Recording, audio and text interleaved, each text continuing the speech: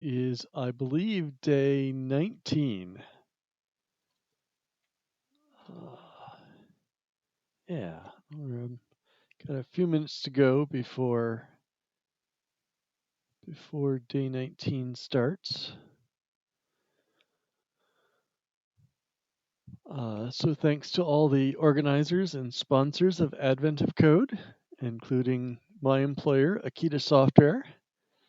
Check out the link to our jobs page on my channel. So let me share the screen. There we go. I'm programming in a research language called F-star. It's a functional programming language that's very similar to OCaml, but it has dependent types, and that gives us the ability to reason about the program and check that our proofs about the program behavior are correct. Uh, you can use this to actually prove lemmas and theorems, to just make your types a little more specific. I've tried to do some of both with mixed levels of success. I did have something I wanted to talk about if we got a couple minutes. Yeah. So I went back to day 18, and there was no, that's the wrong day. Day 16. And there had been a function that was giving me a lot of trouble here, which was very simple. Uh, and I finally got a working version courtesy of somebody from the F-star forum on Zulip. Um, so the problem is, I was trying to do it with fold left, the version up above here, and this is just one of the versions I tried doing this. And what we're trying to do is just take a recursively defined structure, descend it, and add all the version fields from that structure. So if it's a literal, we don't have to descend any further. It's sum of versions is just the version number. This pattern match says, well, if it's an operator, it's got a version and a list of operands, which are themselves messages. And so we should be able to fold left, uh, do a fold, which should be familiar to anybody who's done some functional programming, across that list. But F-star demands for total functions that they be provably complete, that they always terminate. And F-star was just not able to do that at all. So the working version, we basically do the same thing, but instead of using fold, we just write another mutually recursive function to walk the list. And so that works without any special elaboration. So we match on the structure, and then if it's an operator with the list, we just match on the list and work our way down the list. So I'm a little disappointed that the there didn't seem to be any way to get the higher level function, the fold left function, to work, because that's a big part of functional programming, is this ability to say, you know, define a pattern and reuse that pattern by passing in the appropriate function. So that's a little disappointing, but I did come up with a version that is provably a total function. Or rather, Nicholas did, and I just copied it in here. So I've got about a minute to go. Done okay today this year. I don't have either stars on day 17 yet because I'm trying to do the math and convince F-star to do the math about what the search range actually is. It would be fairly easy to just relax that constraint and say, just search a bunch of ranges and the answer's probably in there. But I would like to do the same sort of thing I just illustrated, is the search is finite and bounded. And I'm missing a star on day 8 as well. But compared to my attempt last year to solve problems in Pi, which is a very little dependently typed language, this is much better. F-star is actually a real programming language. All right, let's get started.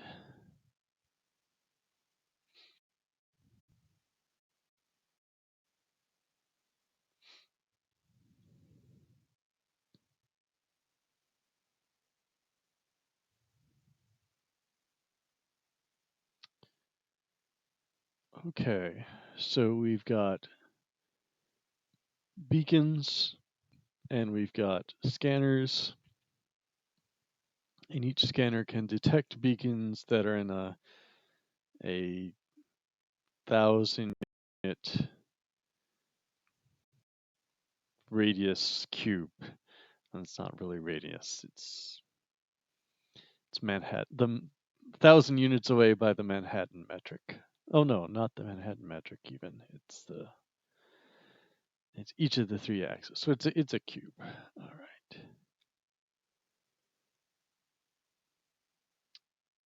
So scanners can report the positions of beacons, but not other scanners, and they don't know their own positions.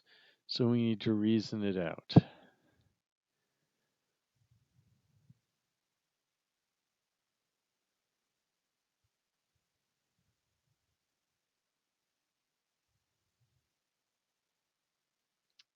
Okay.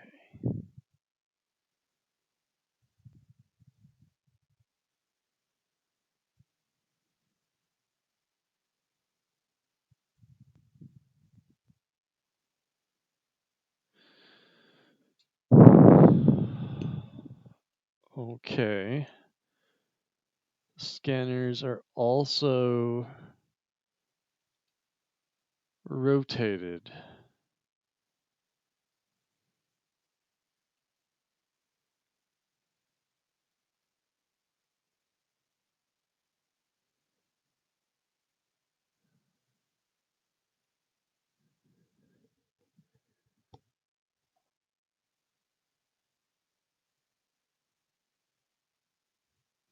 Why is this 24 different orientations? Facing positive or negative. Okay. And then they can rotate. All right.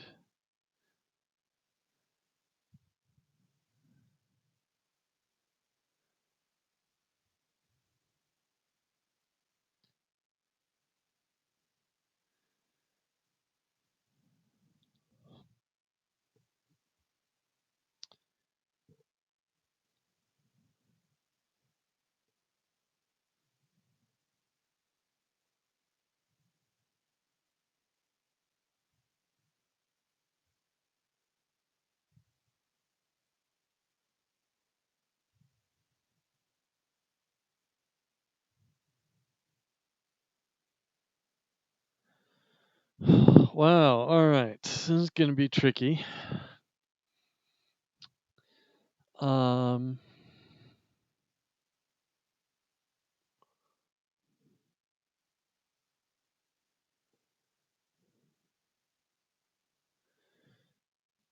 so what is okay? This region.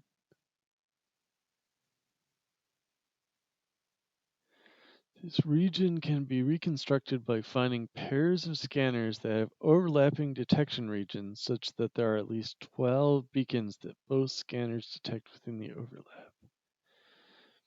So I think what it's saying is if we compute all the possible rotations of the 12 of the orientations. All right. I guess what I think it's saying is that there are no false matches of 12 beacons. I think that's what that's saying. So if we find positions and alignment such that 12 beacons overlap, then that's good. We can assume that's real.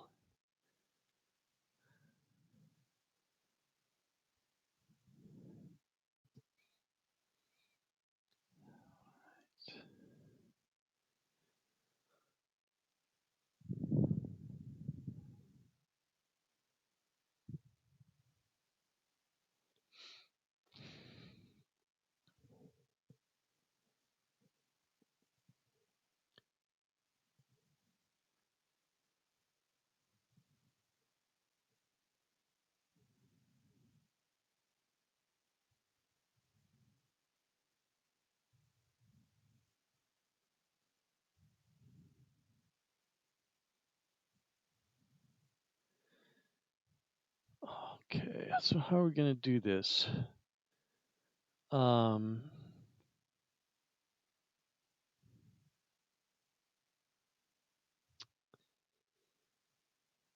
I mean, it seems like brute force search is the wrong answer, given we've got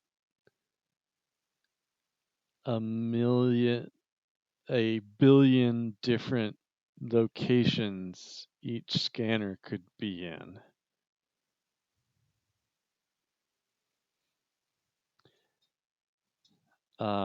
So is it cheaper to instead say, form it as a sort of hypothesis that we can go pairwise among the scanners and say, well, these 12 different, I was going to say, could we choose 12 beacons from one scanner and choose 12 beacons from the other scanner and sort of assume they overlap? Is that a consistent uh, outcome? Is that possible? And I guess looking at this, I'm guessing it's not. All right, how long is our input? 25 scanners.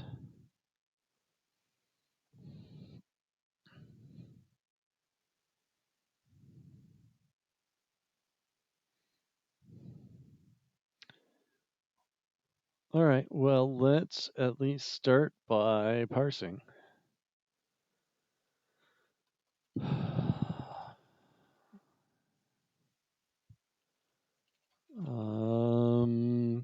So I'm wondering if I should do something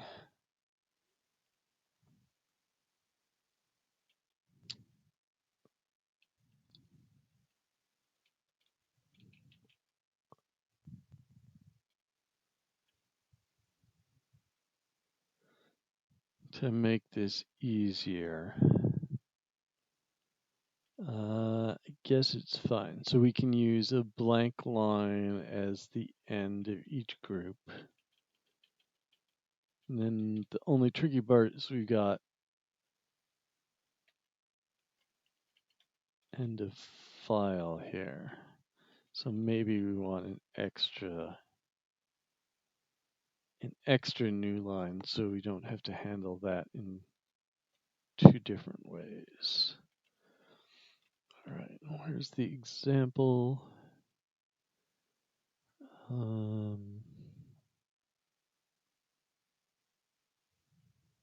Here it is.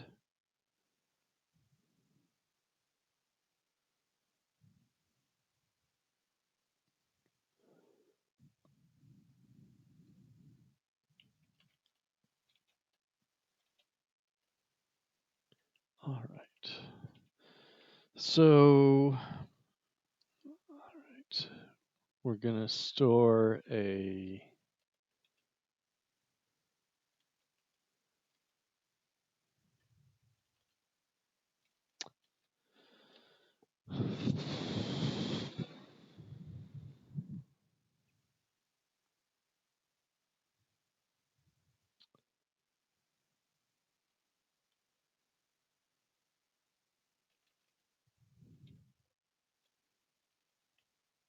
I haven't created a record in a while. Let's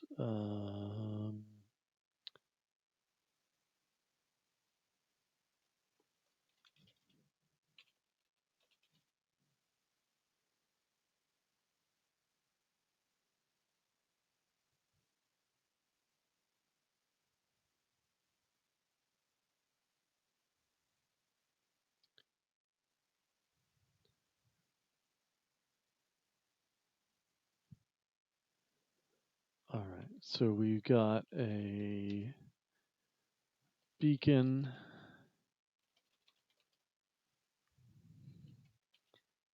sorry, no, a scanner.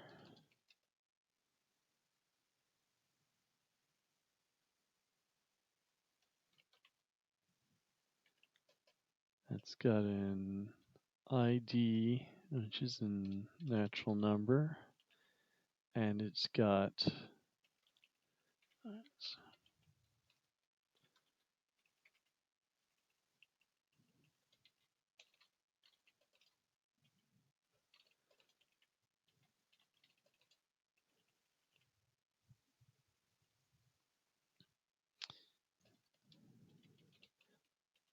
right.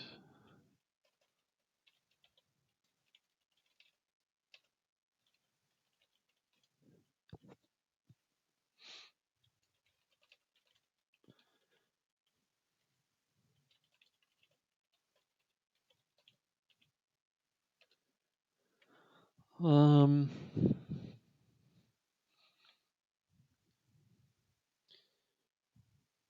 so we're gonna want position and orientation, I think. And we want to represent it as sort of known or unknown. So maybe an optional type.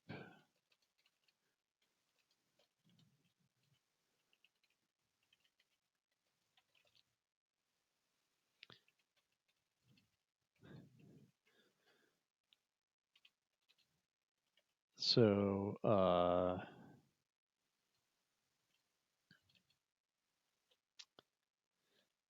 we're going to represent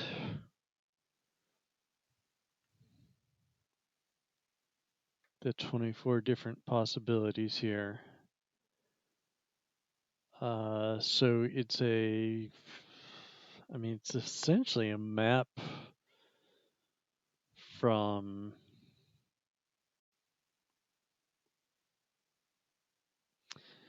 sort of a global coordinate system to a local coordinate system.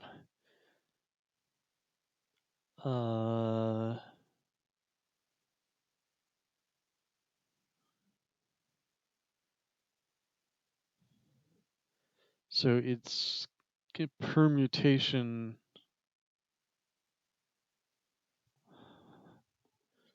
I got a cube. Just a sec.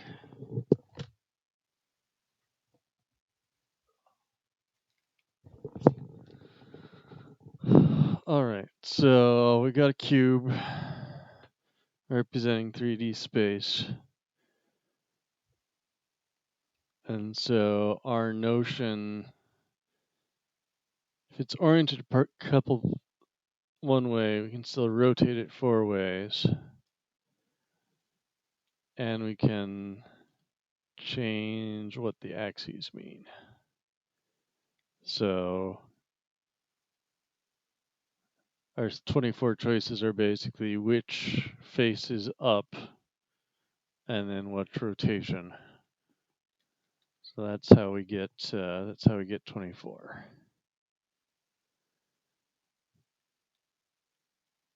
So let's represent that by which direction is. All right.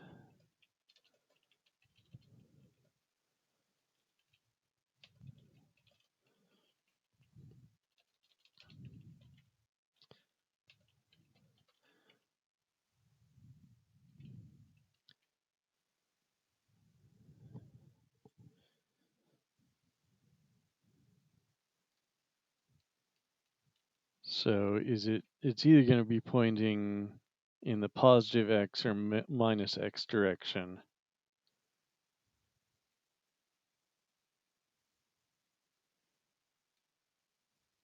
So I keep thinking that's not enough.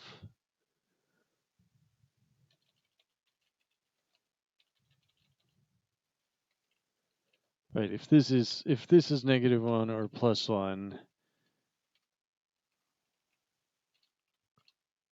that's not enough. That is only um,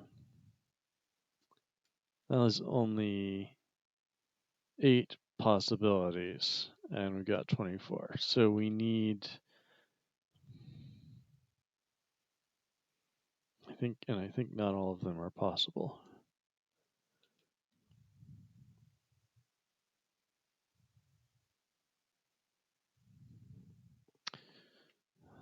All right.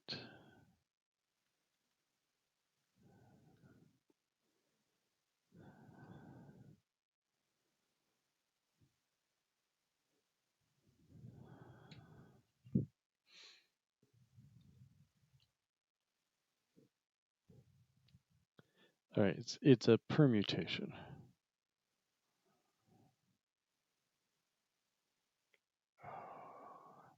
Maybe I should just write out all the possibilities.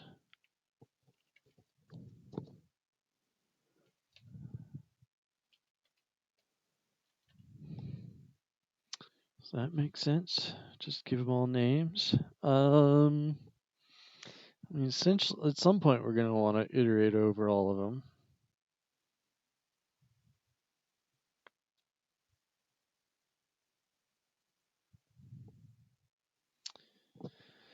I'm just not sure what's going to be computationally easy to work with here.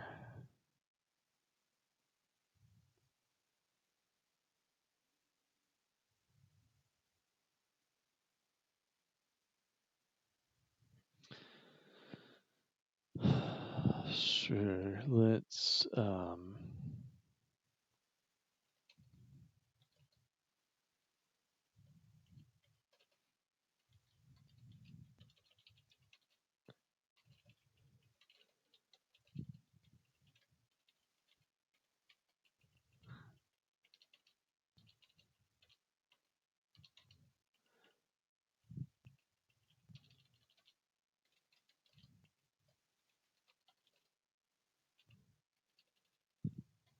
and okay, so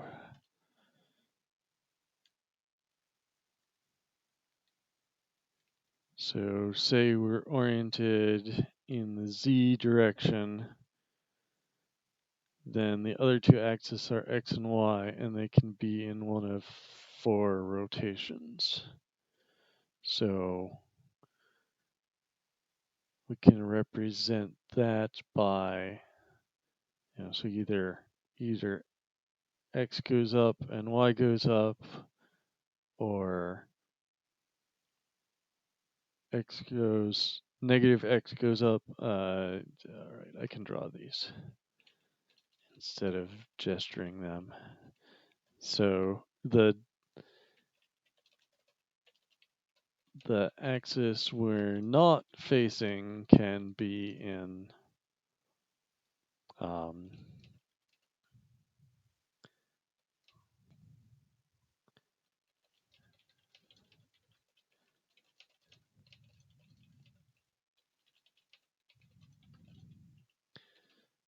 so it could be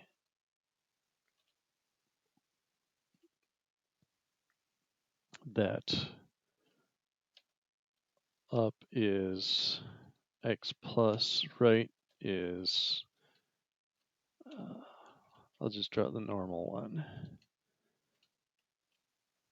Or if we rotate that by 1, we get up is X minus, right is Y plus, or up is Y minus, right is X minus. So we've rotated 180 degrees and then 1 more. So up is X plus.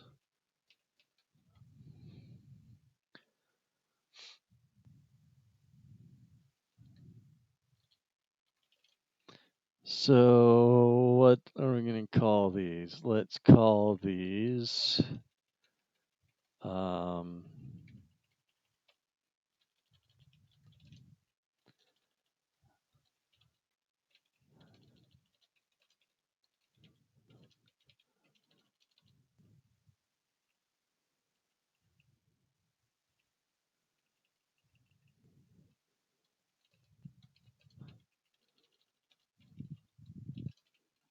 all right. Those are definitely names.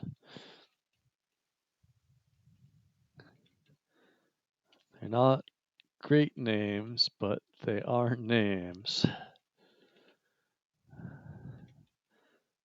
The old joke is naming and off by one errors are the three hardest problems in computer science. All right.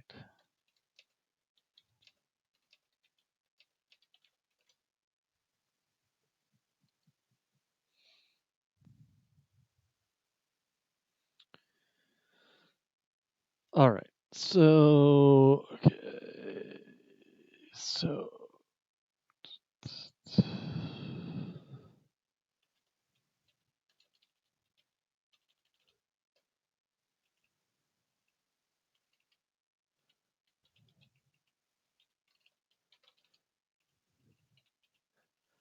all right. So for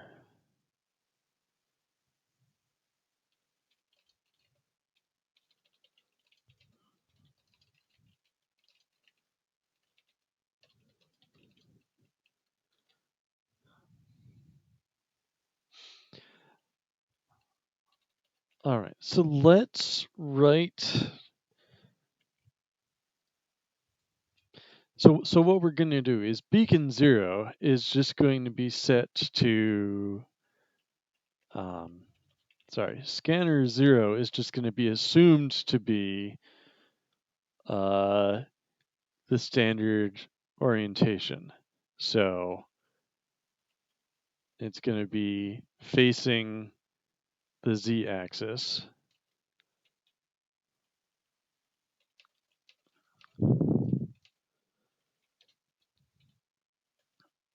Um, with uh,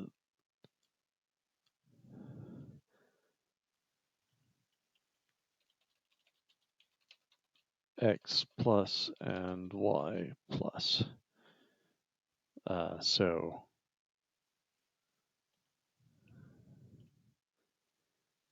yeah, those aren't great names. But sort of z going out away from me, x going to the right. Uh,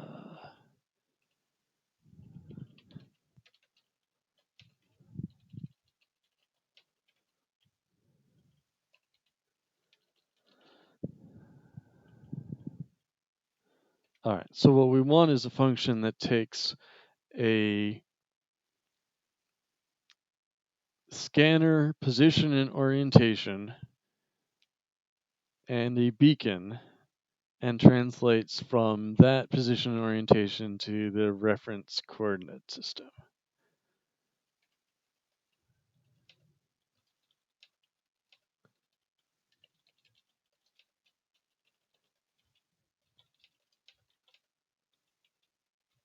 All right, so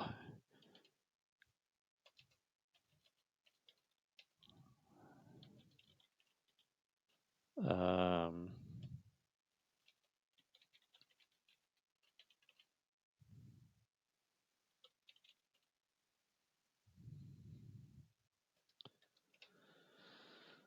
okay, so we're going to take a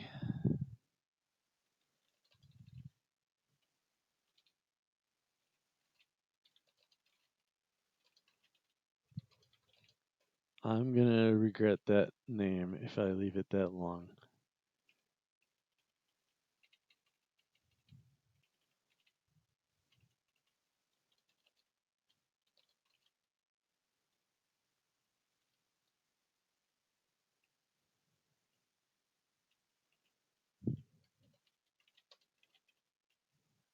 All right. I mean, I do have autocomplete. All right. So relative coordinate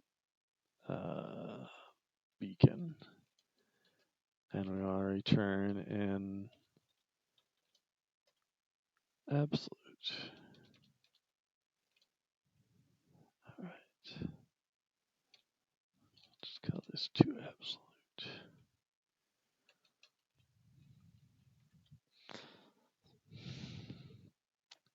All right. So how do we do this? Well, so the first step is to permute the indices so that they match.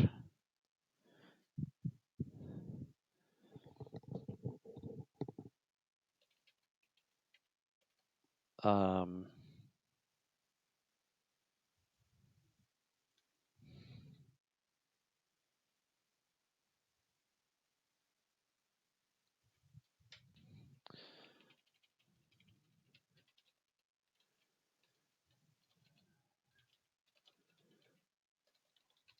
all right, so we should be able to just go through all the orientations.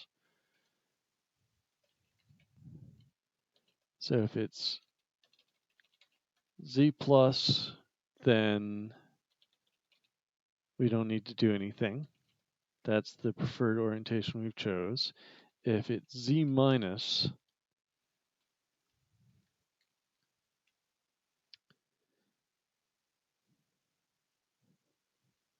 so it's instead of like this, it's like this. We're gonna flip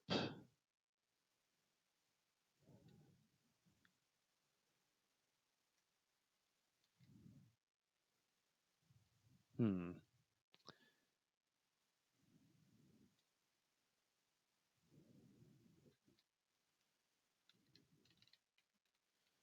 I'm worried that I'm thinking about rotation when that's not really what the puzzle is asking for.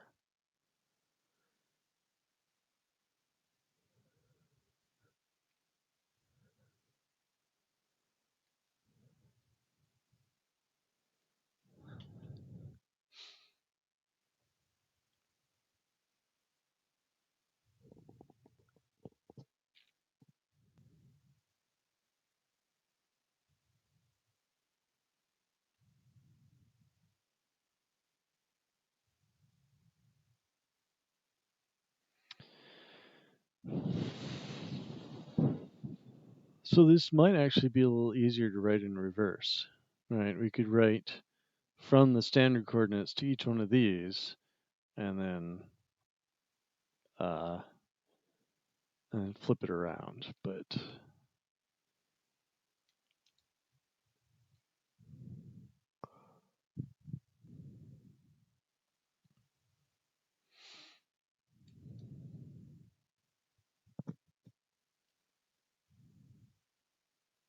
I think it'll be okay, just as long as we get all the possibilities actually covered. So I'm gonna just do, okay, so this is gonna be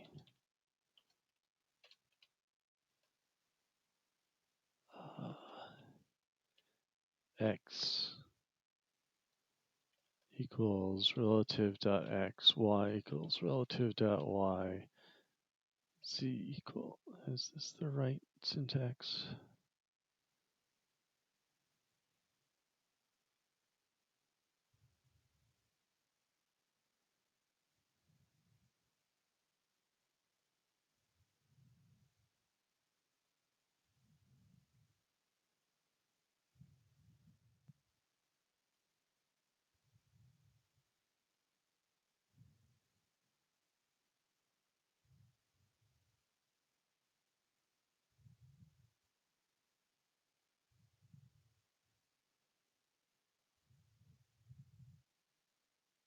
Okay. Oh, that's right. We can do that. We can leave it the same.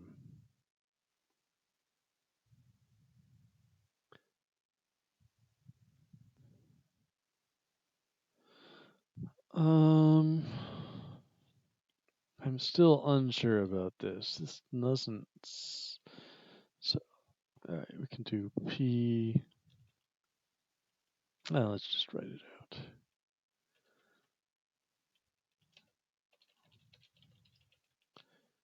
Y equals relative dot y z equals. I don't think we have unary minus.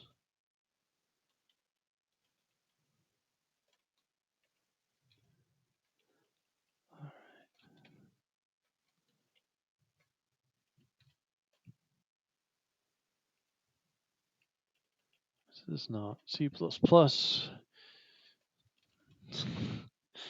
Have to put in equal signs.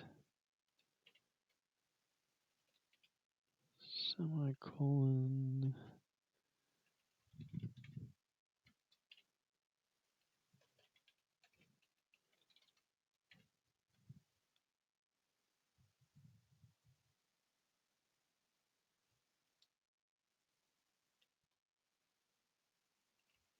Okay, it's just option.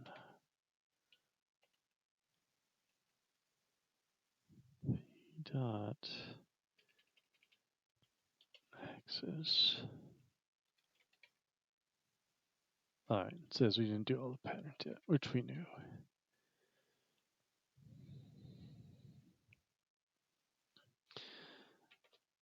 All right, so if instead of facing Z in the positive direction, we face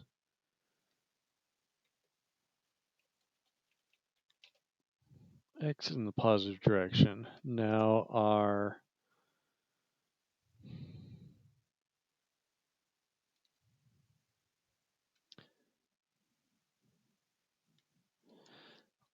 the thing I hate about this translation is, all right, here's my picture of the world. So if positive Z is towards you and we're oriented at minus Z, then I expect X to be this way. So is it like this, or is it like this? I guess that's why we have the other rotation. So I think this is just, let's get the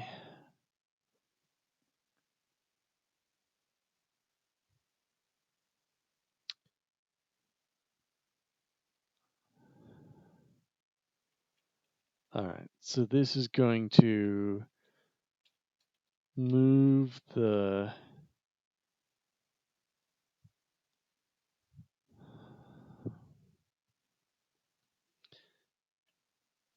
we're gonna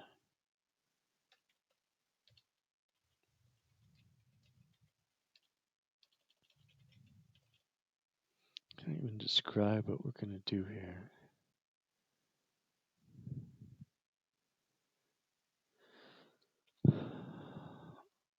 All right. So let's not think about rotating the cube. Let's just think about permuting the coordinate system. So if the cube is facing x plus, that is our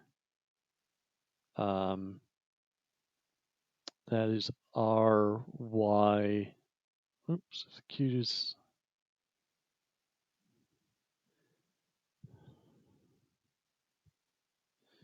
I'm so confused already. It's only been 35 minutes. Or it's been 35 minutes already.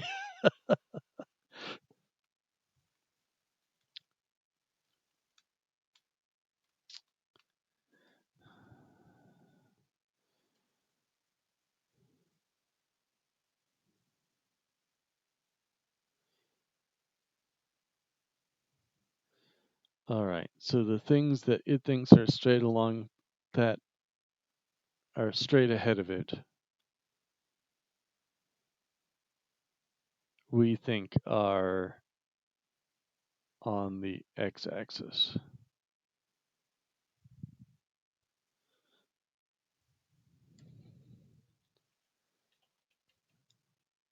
So its directly forward is our right, and its up is still up, and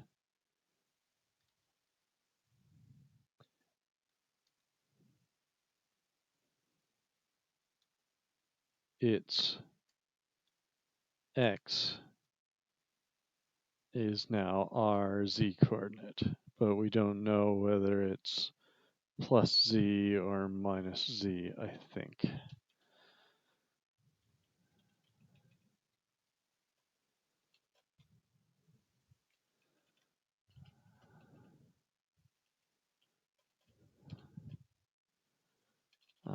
I'm worried that we're not right, so we're gonna have to write some tests or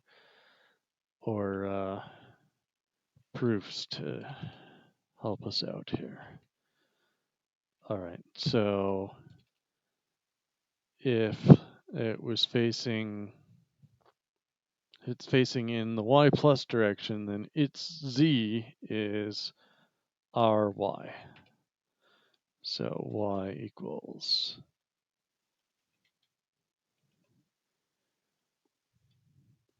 and its x, its x is rx,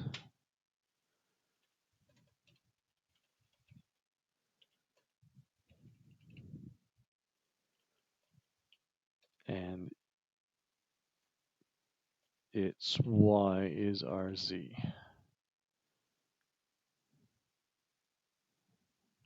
Yeah. All right.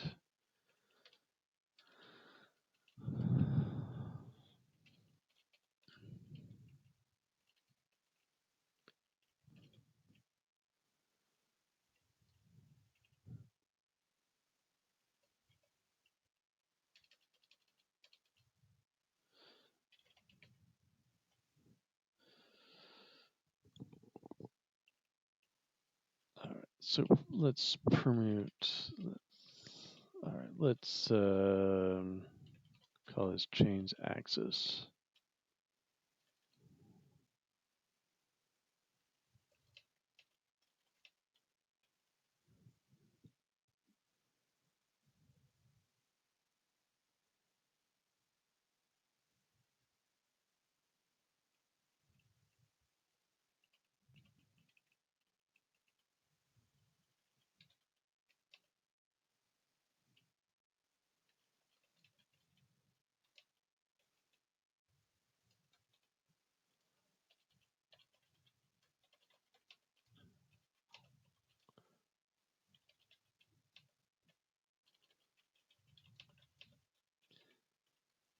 All right. Is that what we did?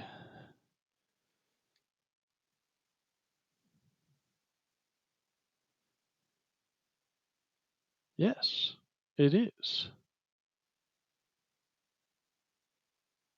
R is the axis, matches.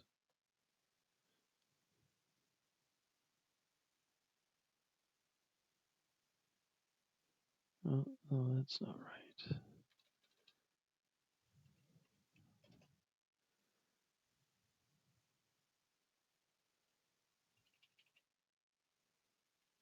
There we go. Our z-axis is whatever it's facing. Its orientation was. And we left the other. So we flipped two of the directions and left the third one alone. So minus, plus, minus, plus, minus. All right. So let's I like permute better here.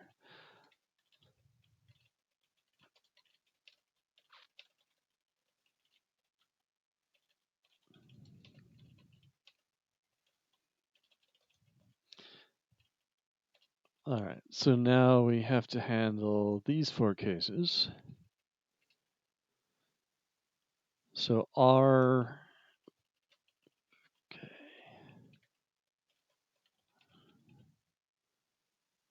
E dot rotation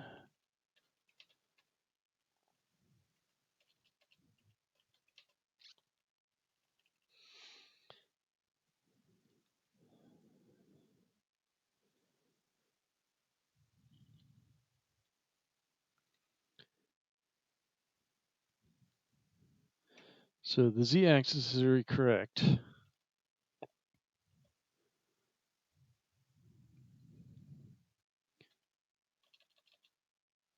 so this is relative. This is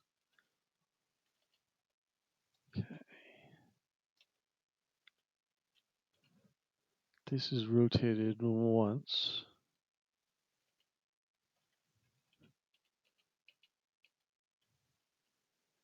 Okay. So if it's up, all right. It's not helpful. I think the important thing is just that we have all 24 possibilities represented rather than get hung up on which is which. I think is won't matter as long as all of them can be represented. So maybe I'm tying myself in knots trying to think in 3 dimensions for nothing.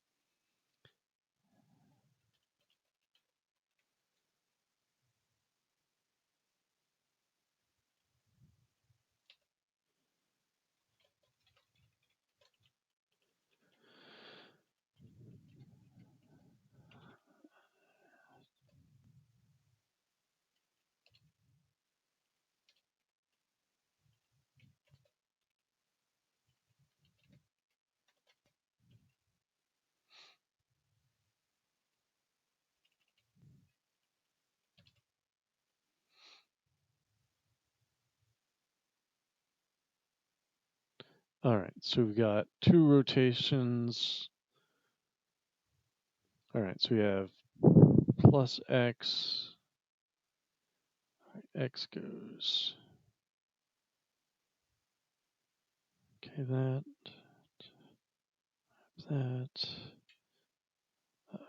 X is that way. Okay. Rotate that way. Rotate 180 degrees. Rotate 270. All right, I think we're good.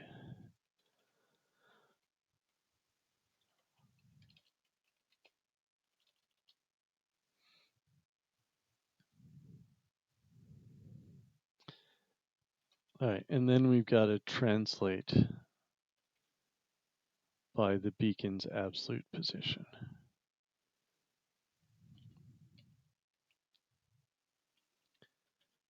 Okay.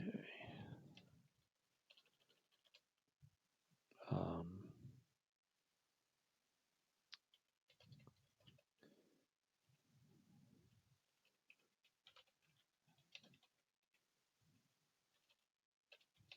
P of permute axis. P relative. So we're going to subtract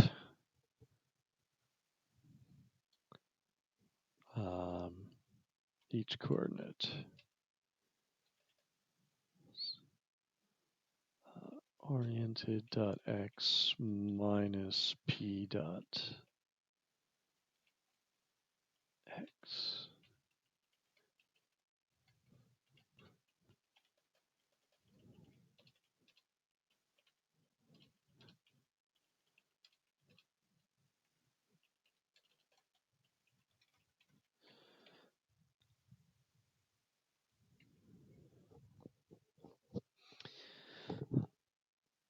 All right. So what can we do to prove that that is reasonable?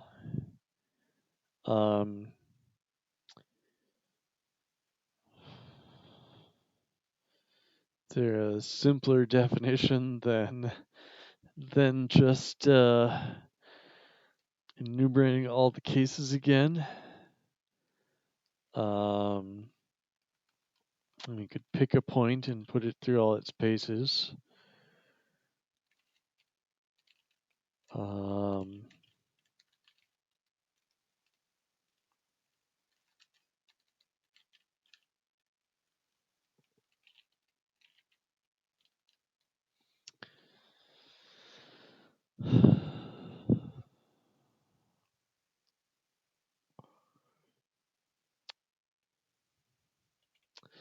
all right. So this should be invertible, right? So here's our lemma. Um,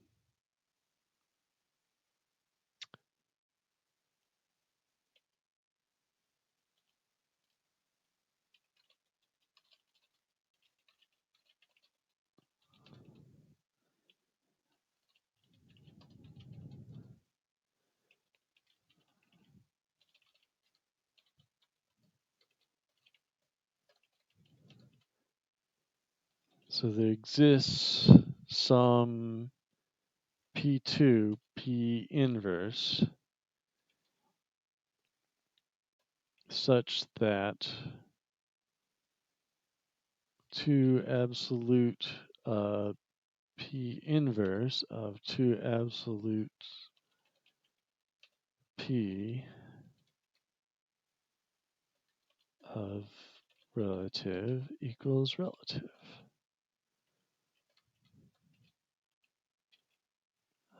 It's unhappy. First, oh, this should be positive.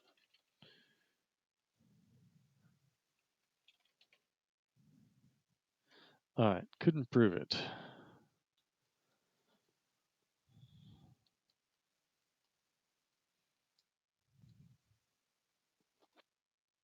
The easiest way to prove it would be to actually find the inverse. Kind of hope we get lucky and it could just do it.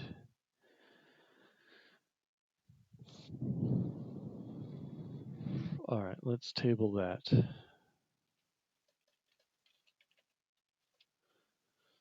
But let's try out an example. So,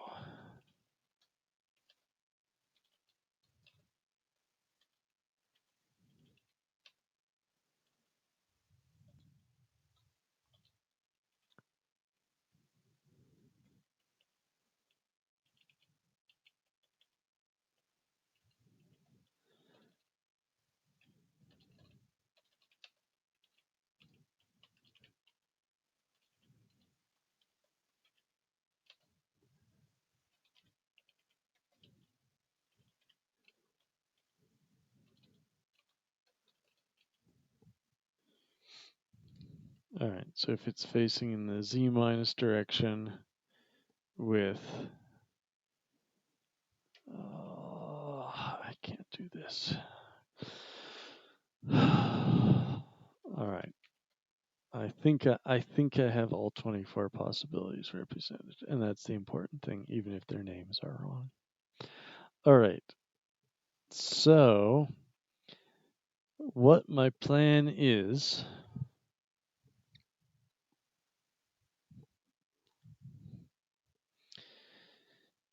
to try the scanners, to pair the scanners up.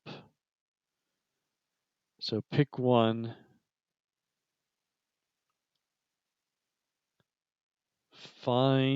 try against 0, since that's where you start out with, or against any other that we've successfully placed. We're going to try all 24 possibilities. And the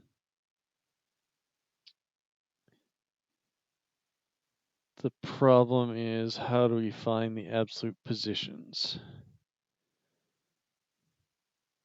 Because trying all million possibilities does not, more than million possibilities does not seem like the right thing. So what we'd like is to represent, to find a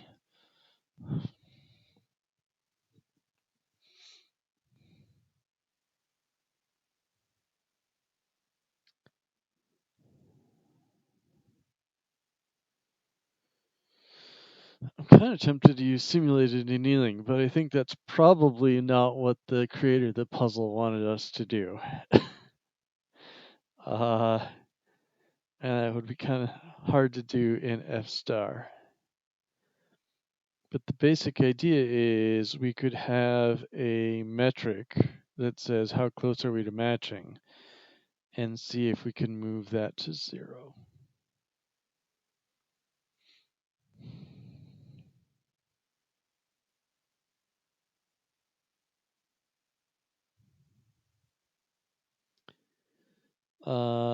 So how many is... Okay, no, we don't need to do that. Okay, so all right, here's our plan. All right. For each unplaced scanner, loop over the placed scanners.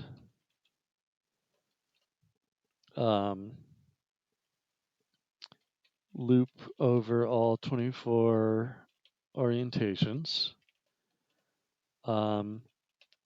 So if we're going to create a match, it's going to start with, a match of 12 stars is going to have a match with 1 star. So let's try to find that one match and see if it creates more matches. So loop over all, okay, U over all U's,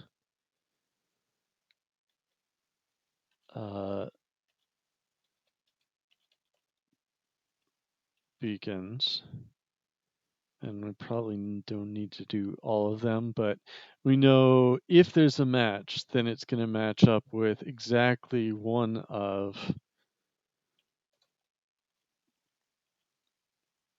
that star is going to match one of the stars on P's list.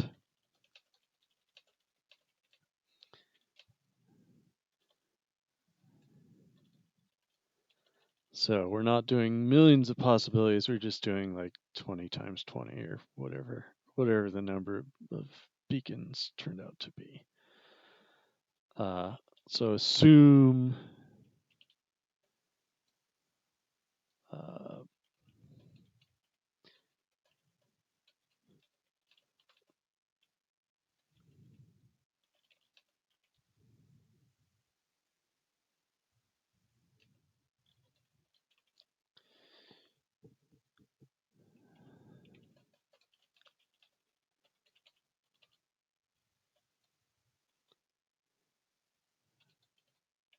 all right.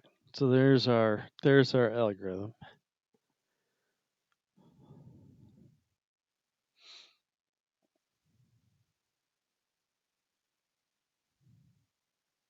And we still haven't written our parser.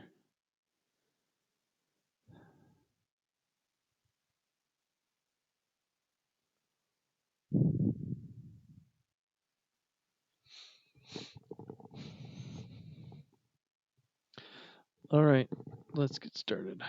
So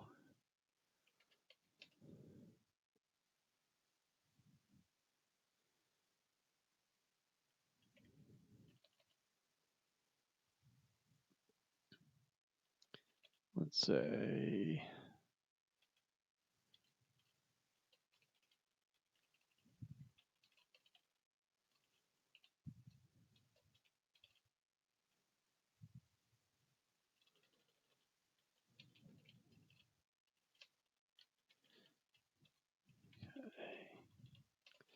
given 2 lists of absolute beacon.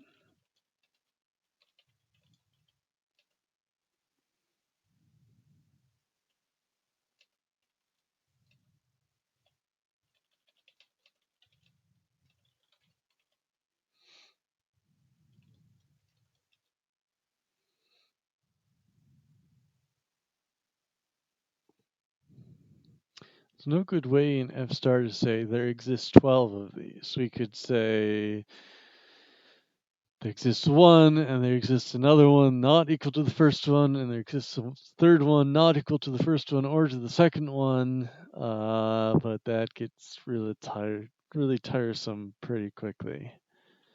So,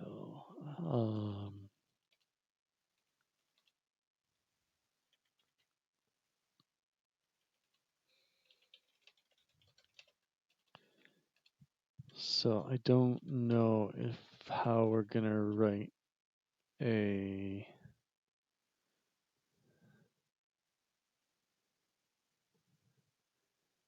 All right. Okay. So the easiest way is at least n matches.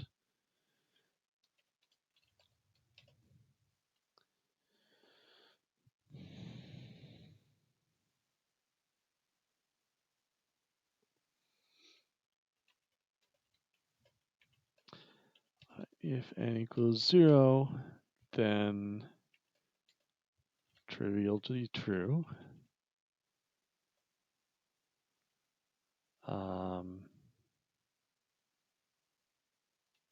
If either list are empty, then trivially false.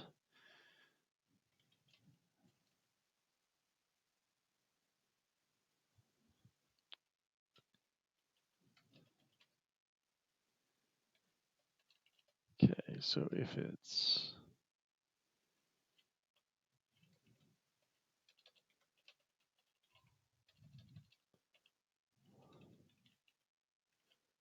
I'm not sure this will work. I had difficulty getting the syntax to work before.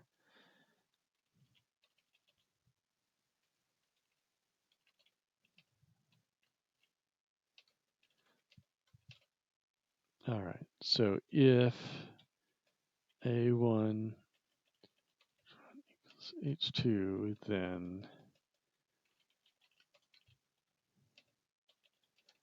we decrement the number we need by 1. This is wrong. This is wrong. They're not guaranteed be in order. All right, so we gotta use a set or a map.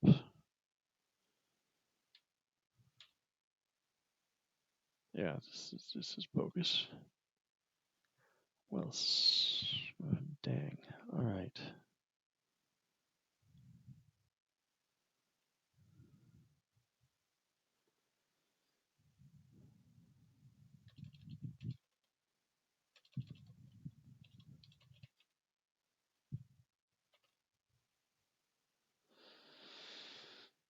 Okay.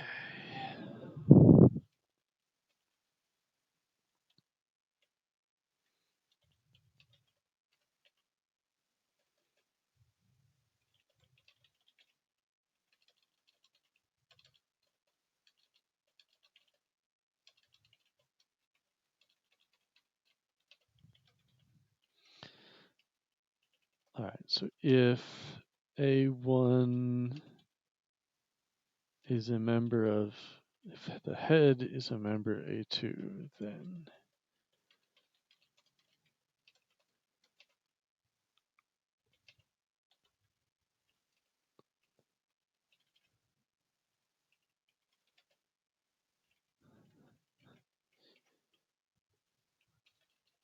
otherwise not.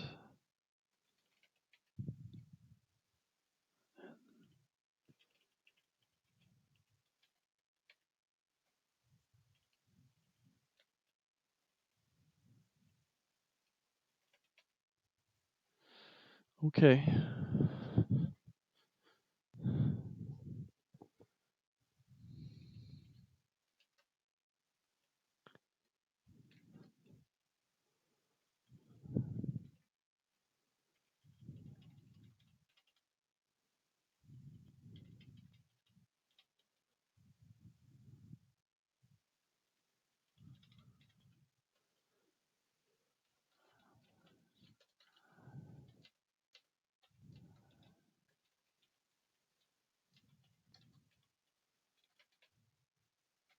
Good. All right. So now we need a function that comes up with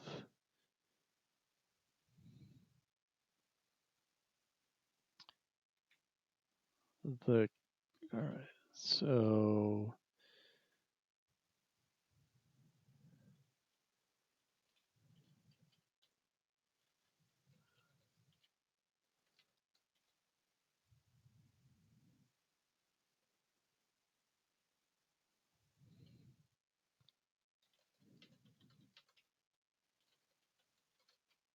all right, so we're given two beacons.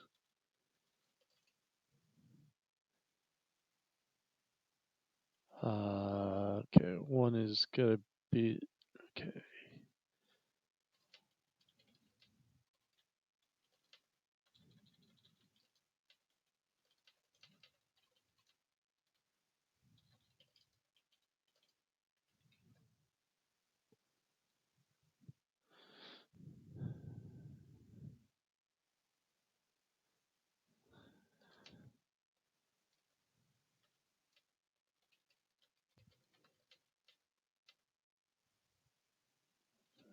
Second.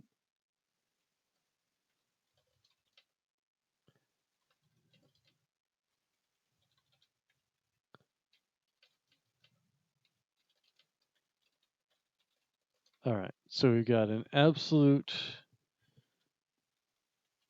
beacon position, a relative beacon position,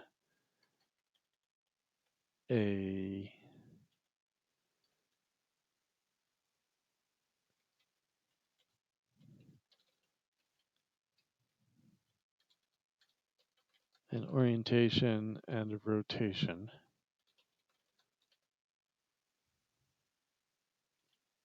And we're going to return the resulting position and orientation. So we need to, this should be fairly straightforward because X is just going to be,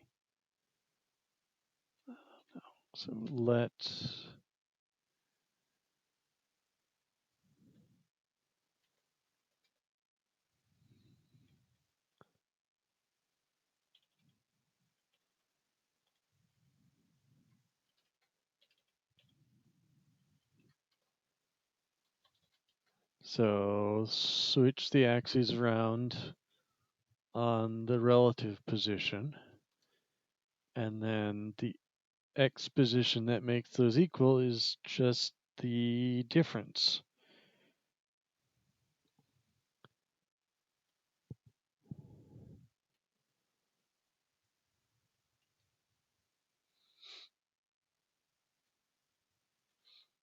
So it's going to be absolute.x minus oriented.x. Is that correct? Because is it the other way around?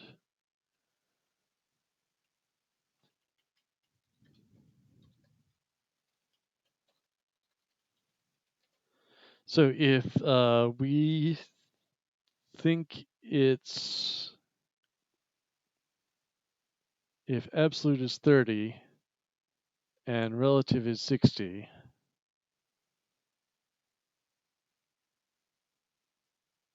then X has to be,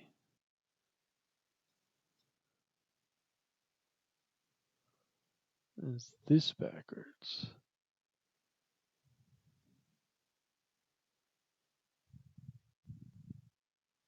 No.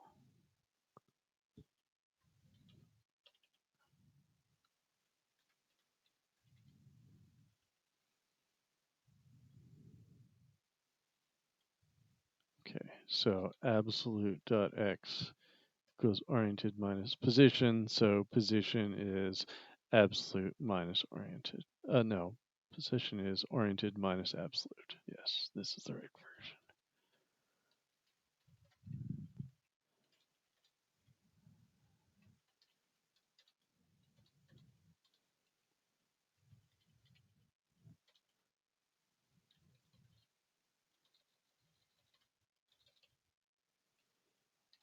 These are all equals signs, not colons, because this isn't Go.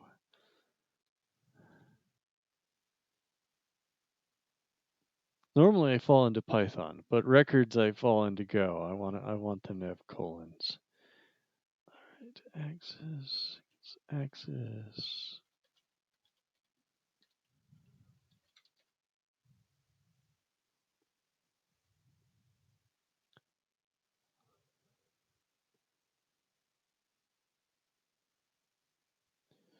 Ooh, yikes. We weren't thinking there. Let's make this.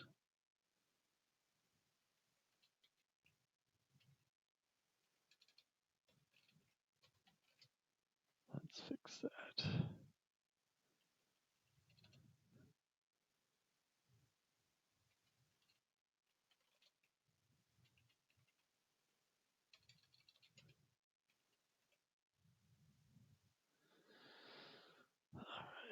P dot axis and P dot.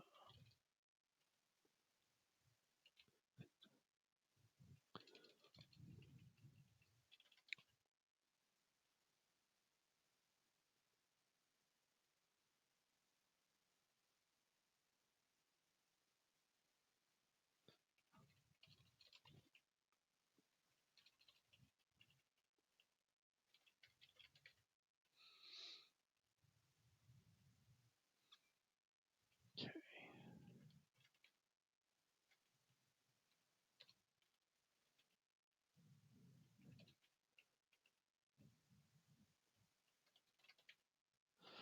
All right. So what we can say here, though, is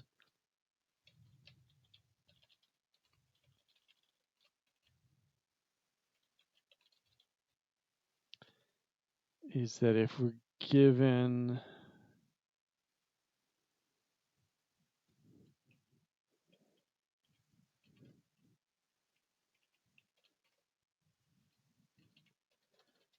all right, so it better be the case that if we assume match with all of those, and then we apply that match, we get absolute back. So to absolute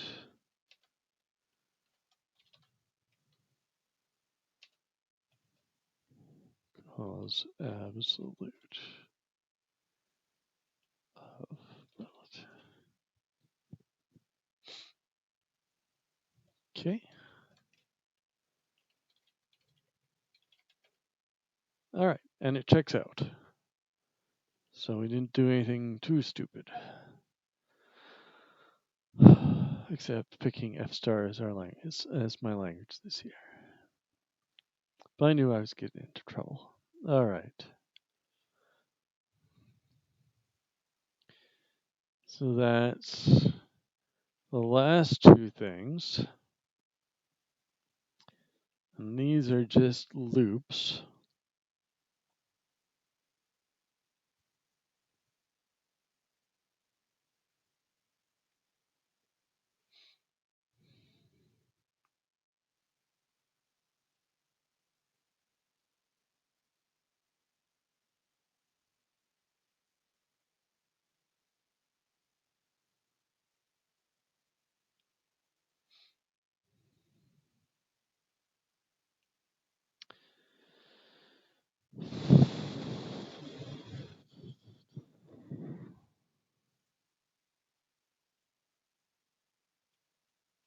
All right.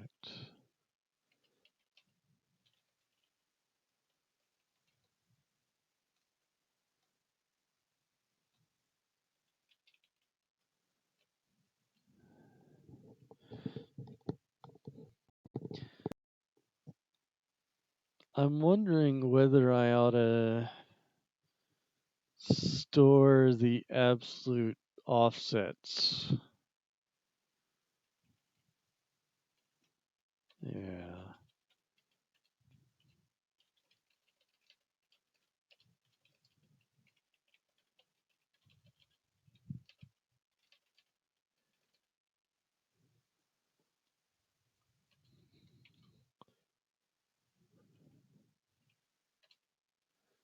But records are records dependent types. Can I get away with this?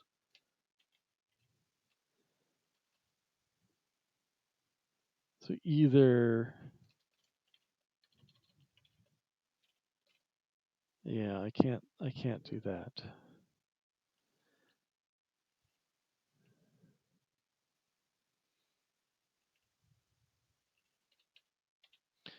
But what I can do is refine it to placed scanner is a scanner S for which the position is known and length absolute beacons.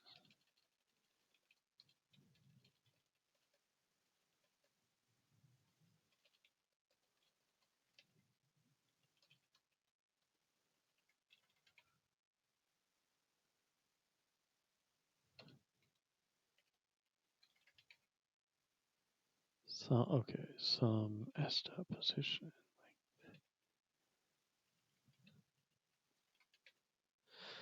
All right.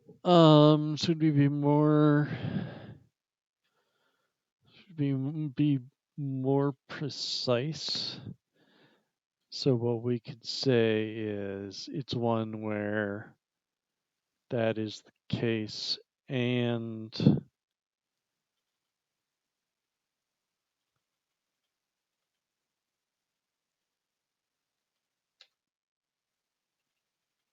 the absolute is specifically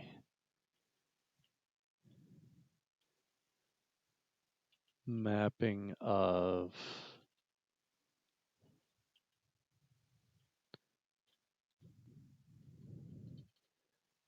to absolute.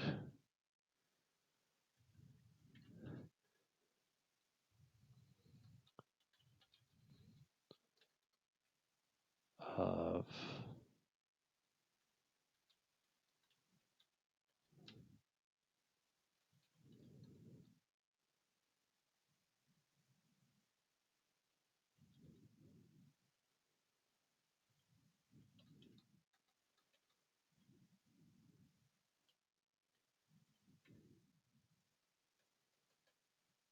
map.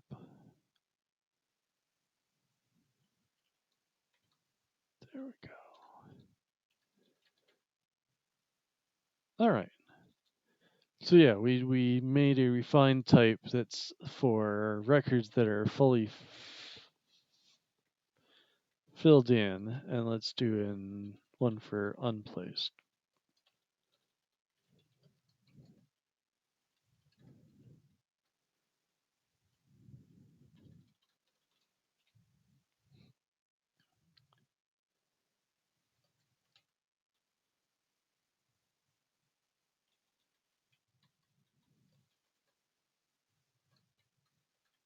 All right. So we can use these more specific types to say, okay, so we're going to place some scanner. So we're going to have a placed, which is a list of placed scanners. We can have unplaced, which is a list of unplaced scanners. We're going to and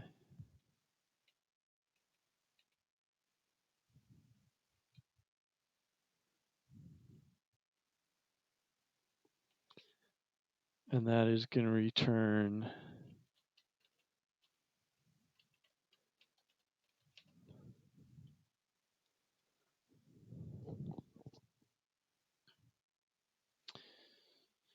I kind of want it to return the new lists, but we need a way to show failure. So it's going to be an optional placed scanner and a list of the remaining unplaced scanners.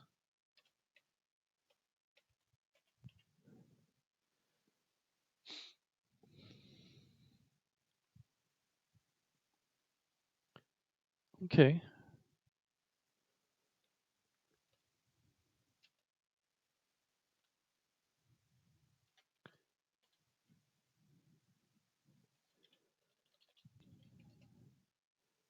So where's our strategy? We're gonna loop over the unplaced and try to match them with placed. So, all right. So if we reach unplaced, then we didn't find any. Otherwise, we're gonna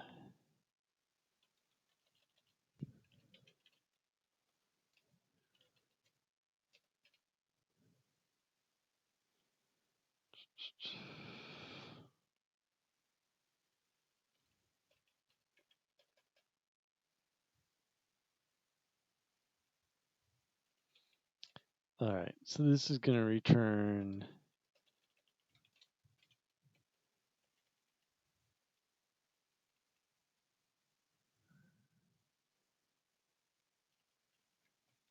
a position. So if we find one, then we return some.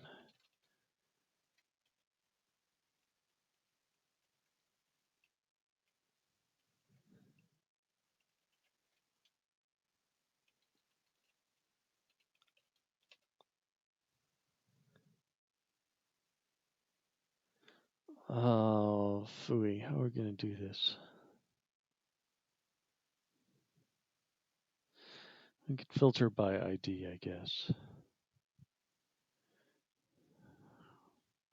Be nice to do this in an imperative way. Then maybe that would be a better idea.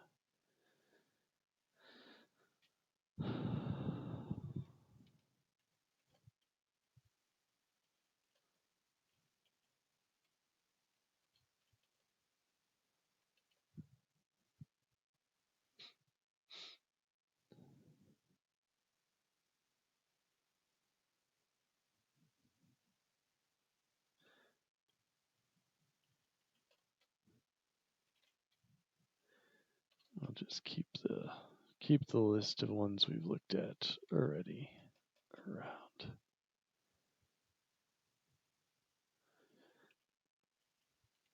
All right. So I was in the middle of creating this record.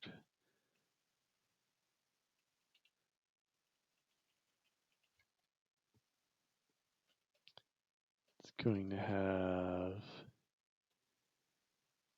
beacons is the original list of beacons.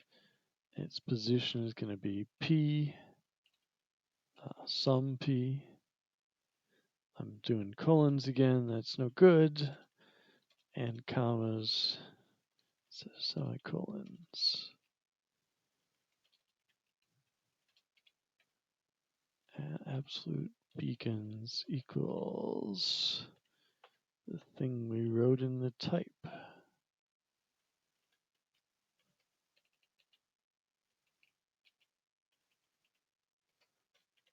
Apps.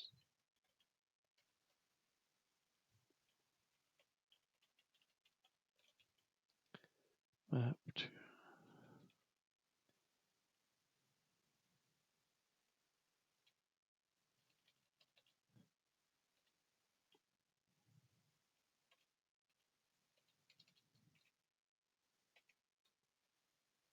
All right, that comma append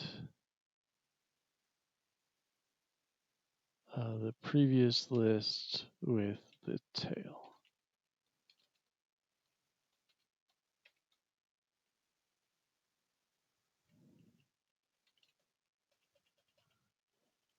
All right, and if none, then we just recurse. Place some scanner placed. The unplaced is the tail. The previous is. Are we reversing the order there? We are. Let's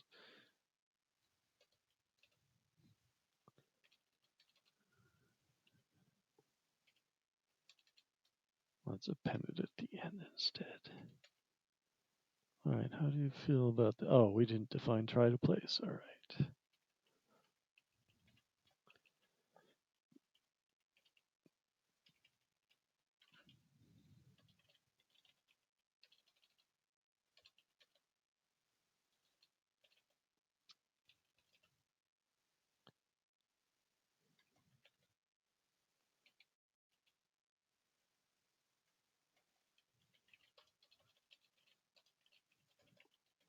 All right, we can just use admit to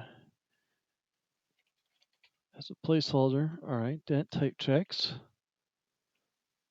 It verified that this definition we supplied is actually a place scanner. We filled in everything we said we should fill in. Okay, so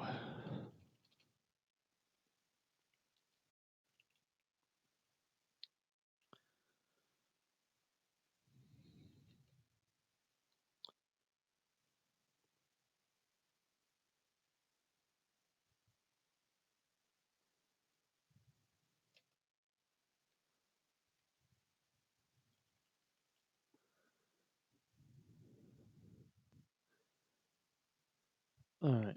So our next step is to we're gonna try to do a bunch of stuff here.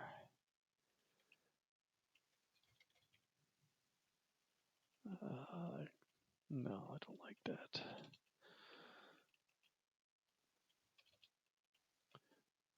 So we're just going to loop over everything here. So match with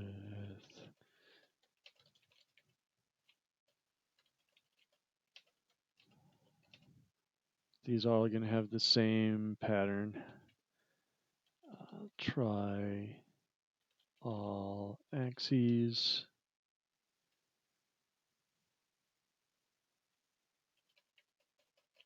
All right, if that one didn't match, okay.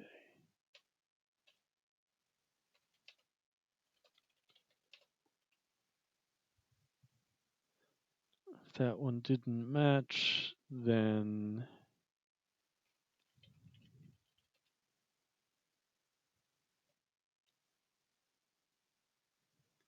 tail.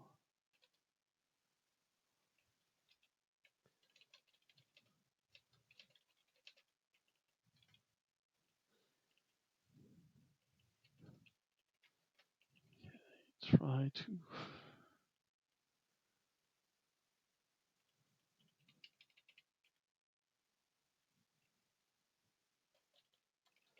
I wish I.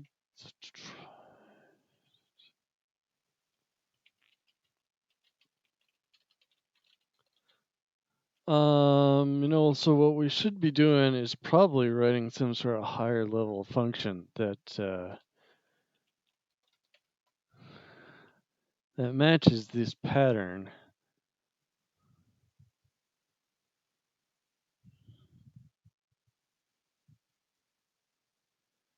It's a lot of moving parts there. Let's try it though.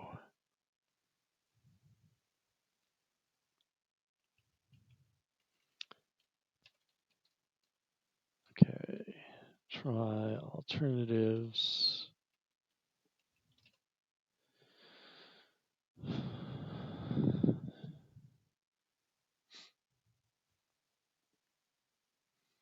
Okay, we need a name for what the alternatives are.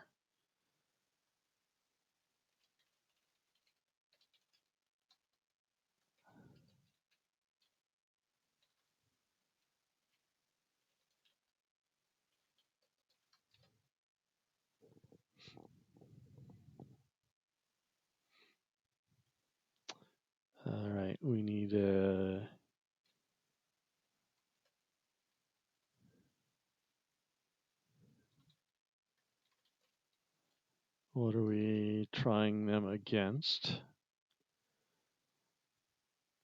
So we need a function from an A to a B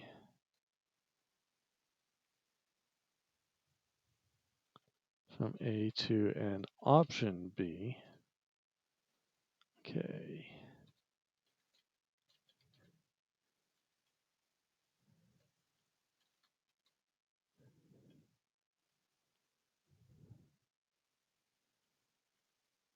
And what this guy does is a transformation.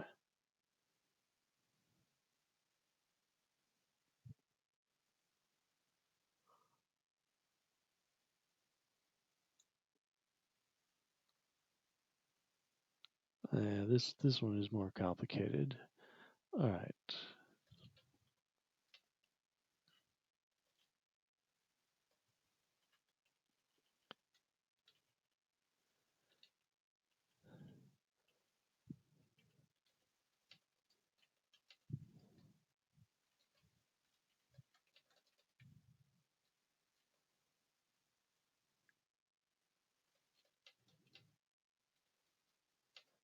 Match. Does it work?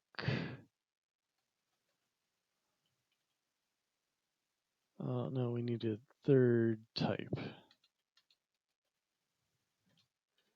So A and B goes to option C.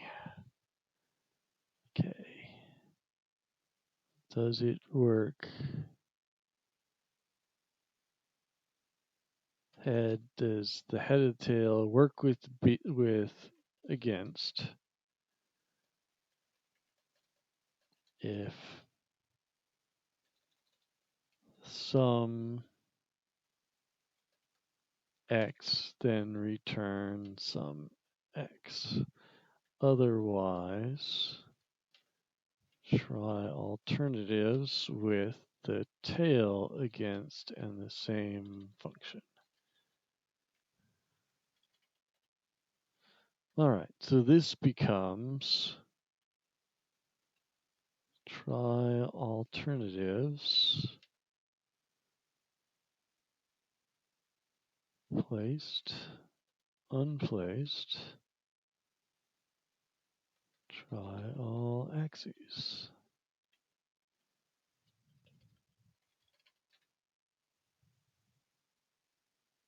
Something's unhappy here.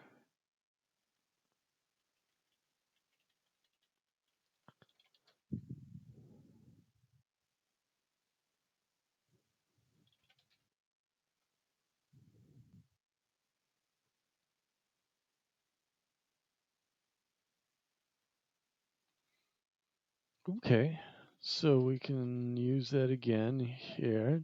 Try all axes. So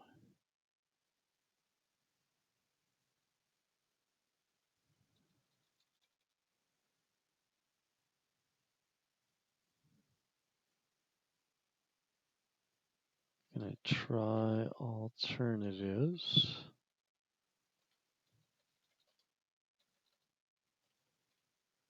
I'm gonna have a big list of all 24 things to try.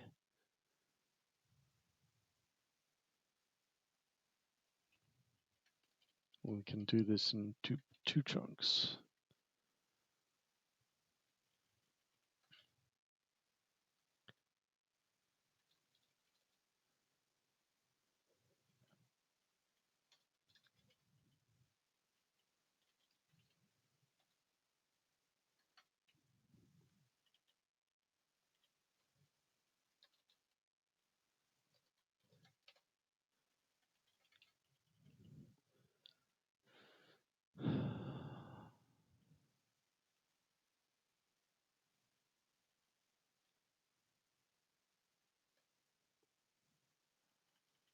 All right, getting a little lost here.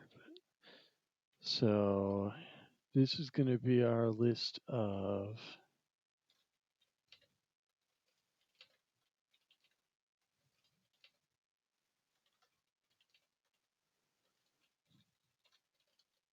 All right, we're going to try those alternatives.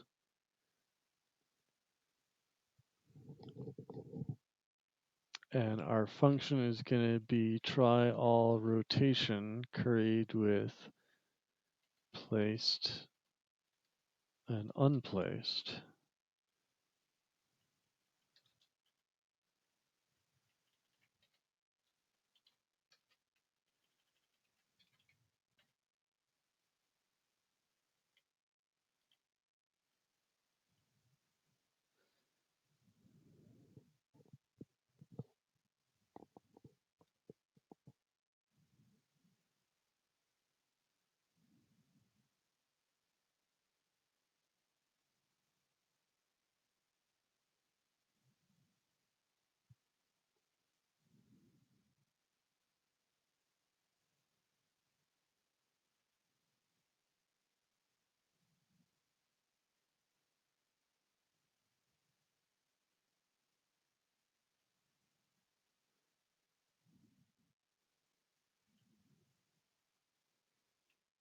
Okay, try.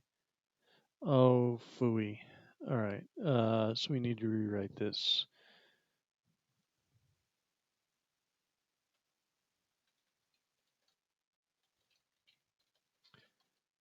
We want to. No, that wasn't the problem.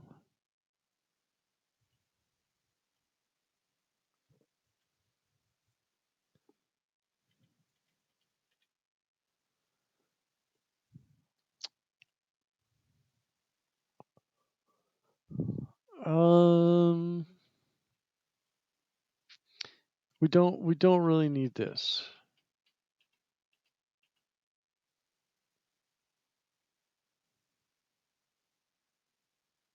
If we get the order right. So the thing that having this here gives us is the ability to write our function in any order. Or does it work function in any order? But we can adjust our expectations on that.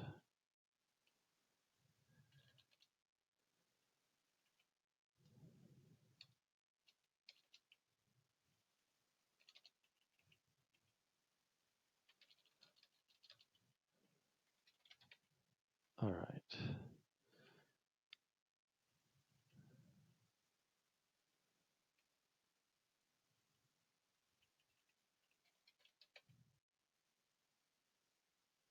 All right. So this becomes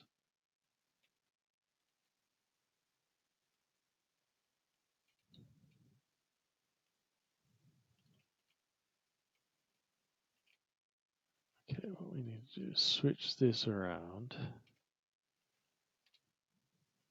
so that we can curry the function.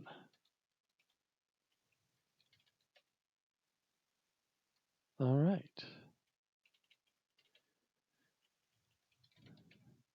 Yeah, just the thing we're looping over always has to be the last argument.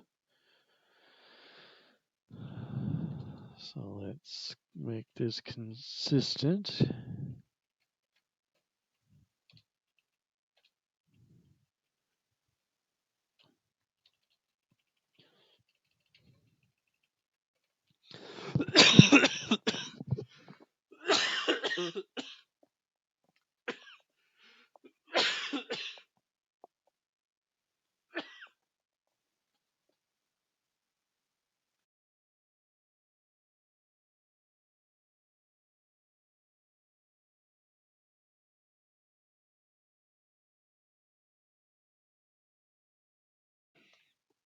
Excuse me.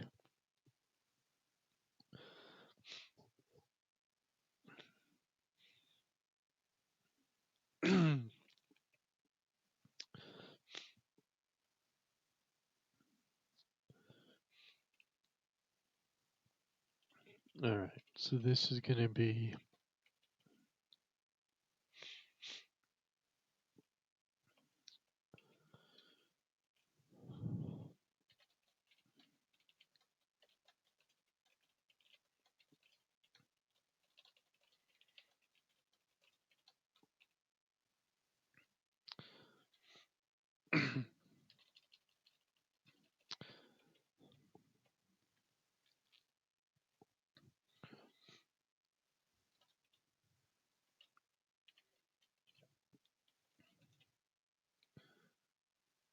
I'm going to try all beacons.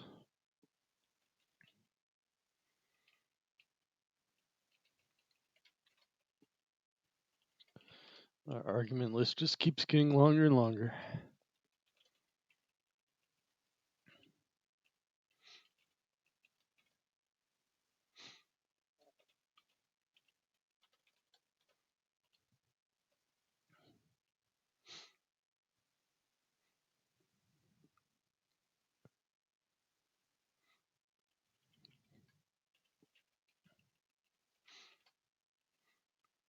All right, so we're going to try the unplaced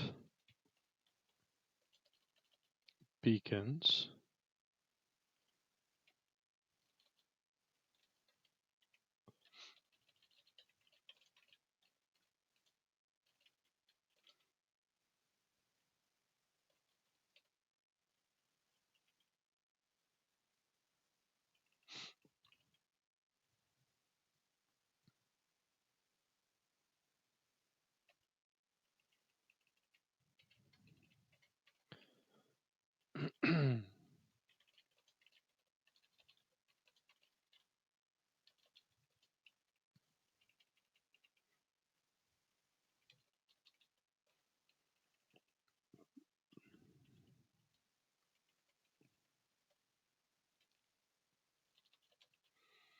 All right, so this is a relative beacon.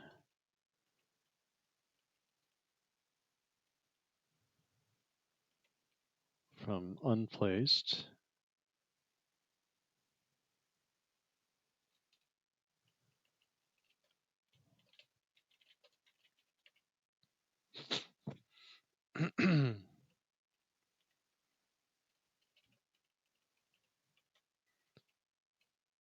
And we're gonna try, the alternatives are gonna be the placed absolute beacons.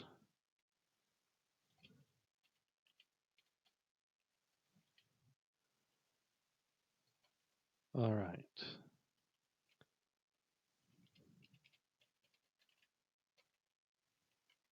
And did our function already work? It's assume match. So that is not quite the function we need, but very close.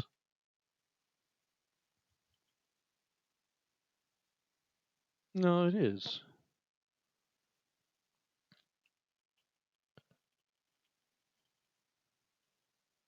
Okay, it is assume match. We need to do it in the other order.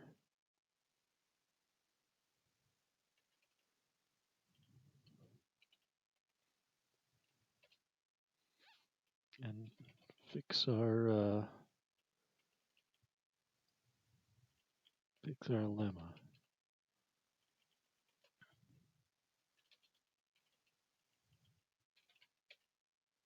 Okay.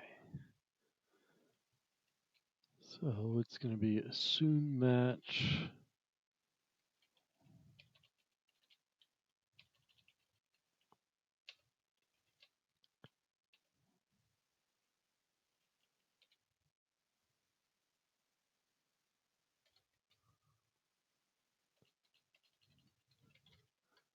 All right. Well, that was exciting.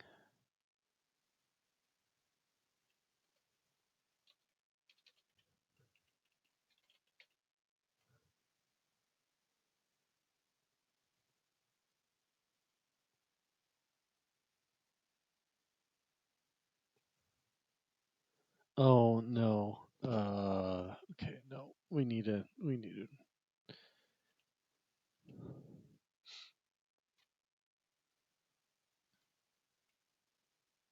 new function. All right. So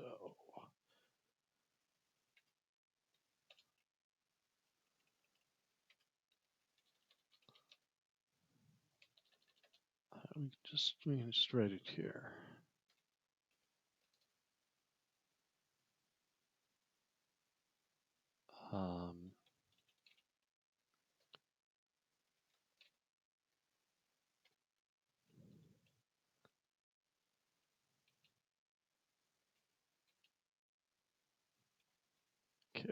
so let P equals assume match.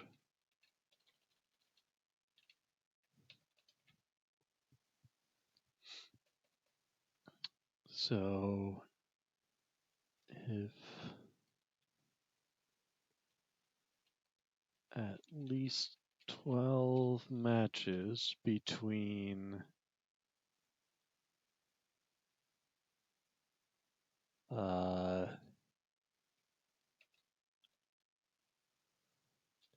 we need to translate all the unplaced, which we're kind of doing twice here, but twice is okay. We curry it after that.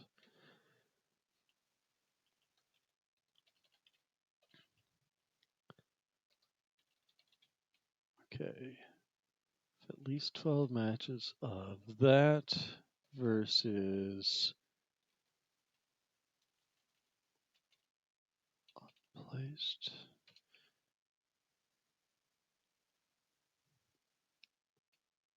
with placed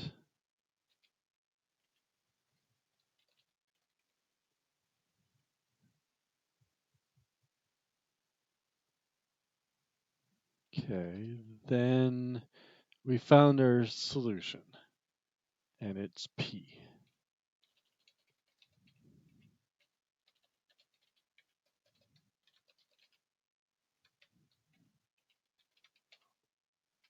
All right.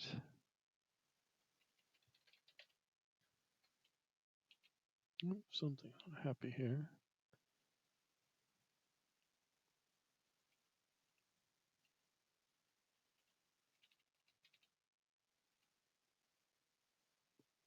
What? Okay. Somewhere around here I started doing them backwards.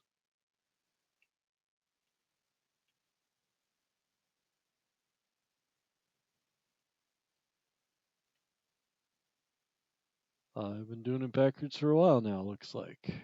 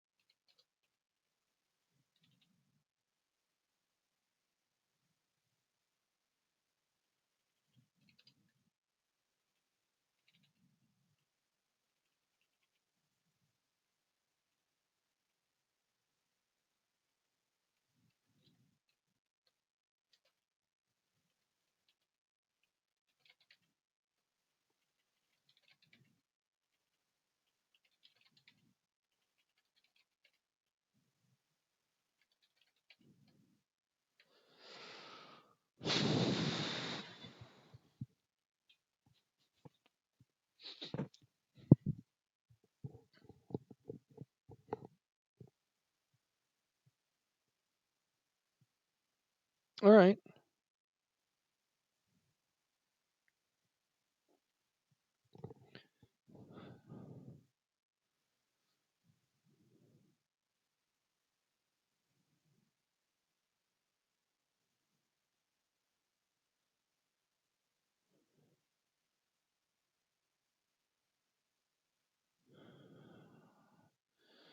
Well, okay, so we've still got to write the code to repeat that process and continue as long as we're making progress. We need to write the function to parse the input. We need to write the function to calculate what the problem's actually asking for, which is that the number of total beacons. So we're going to have to go through and deduplicate all the lists based on the positions we learned. So where shall we start with that? Let's get out our parser.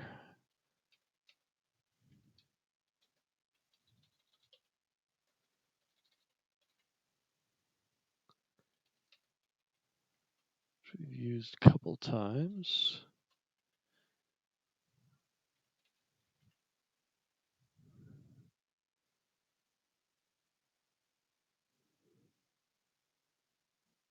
Okay, so there's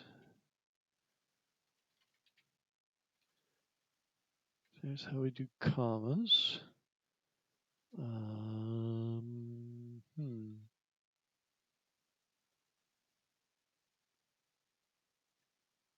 Okay. So all right, so we're gonna parse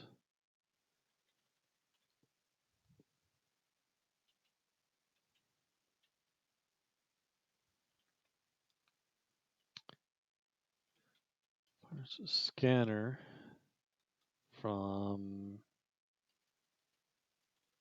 a read file descriptor. So this is going to be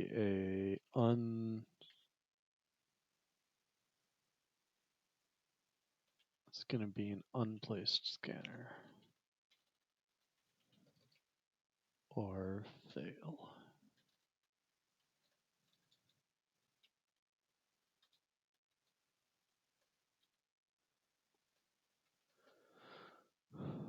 Okay.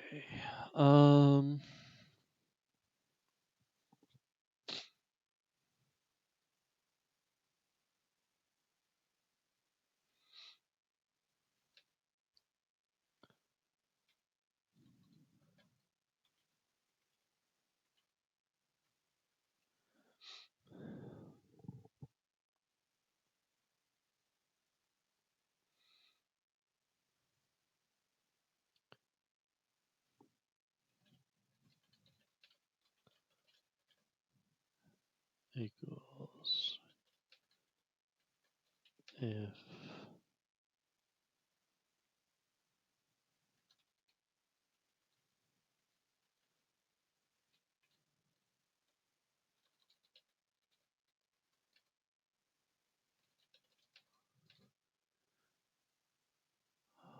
four, five, six, 7, 8, 9,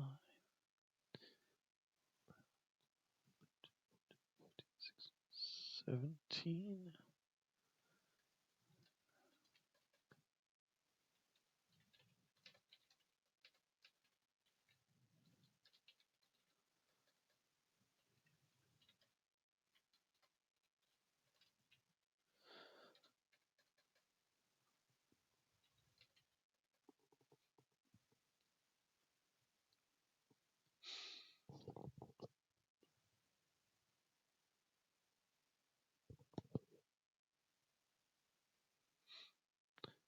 All right, so let the ID be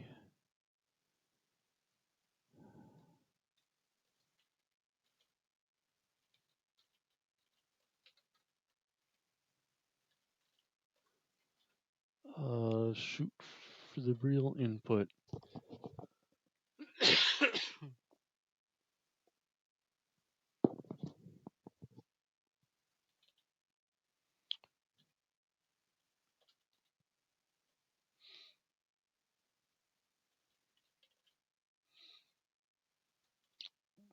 Okay, we're gonna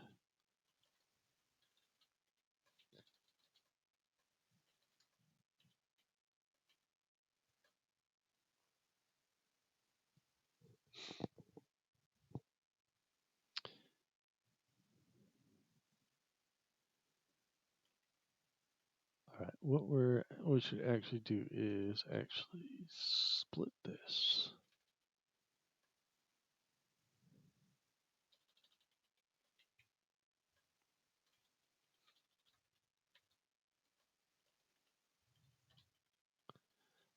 All right, so we need it to be at least 3 long.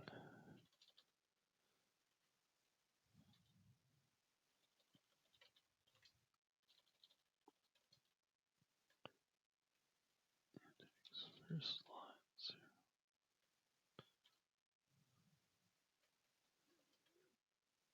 line. All right, and now we're gonna need an inner recursive function to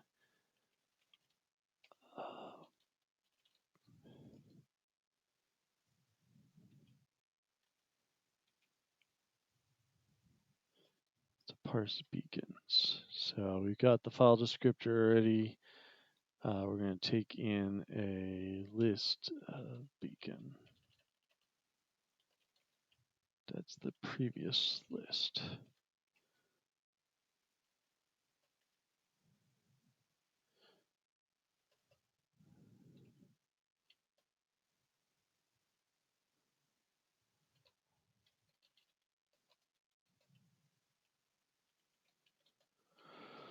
All right, so we're going to say, going to read the next line. So if the length is 0, then we reach the end of this. And we're going to return the unplaced scanner,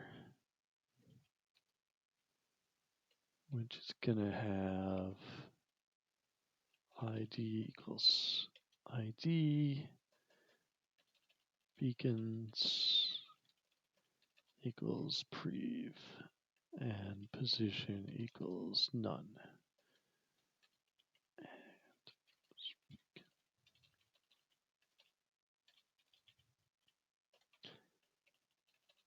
All right, otherwise,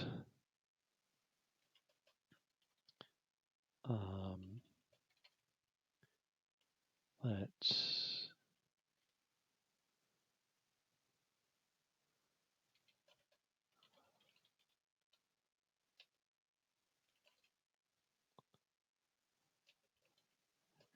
so if length CSV is less than 3, then it's a bad line.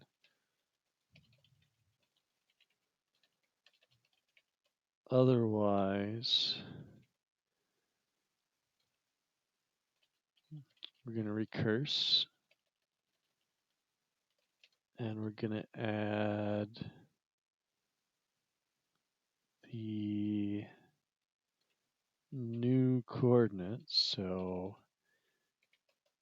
x equals the first index.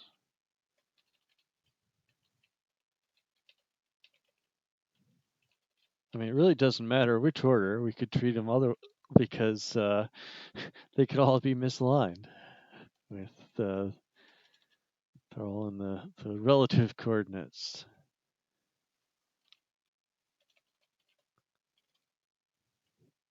Okay, and we don't need to worry about termination condition because this is the ML effect. So we just need to call our function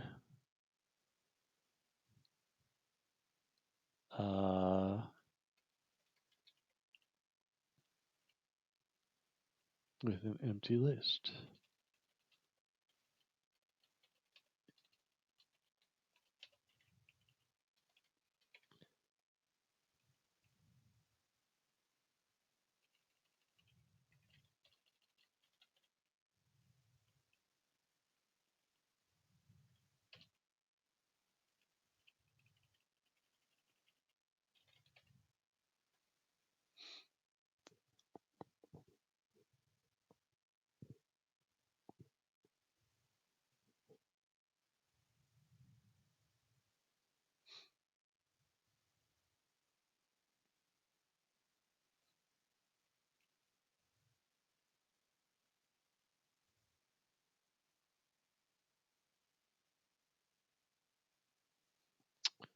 Interesting. It picked this type when it shouldn't have inferred this type because that's what's in the return value. I mean, that's what matches the argument type. So,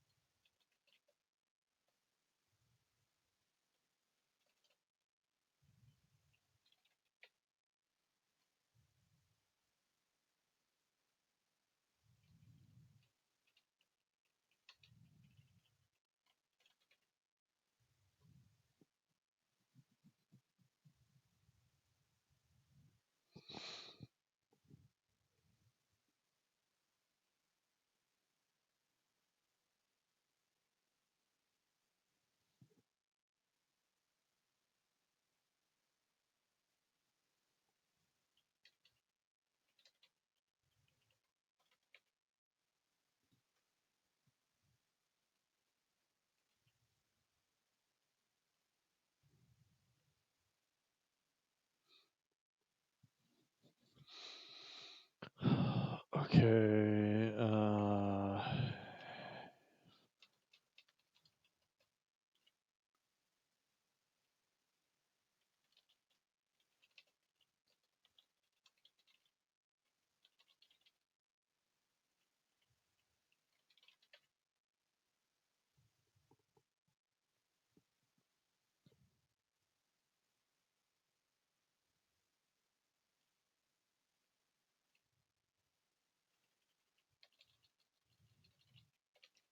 Is this really necessary? It is. Interesting. All right. So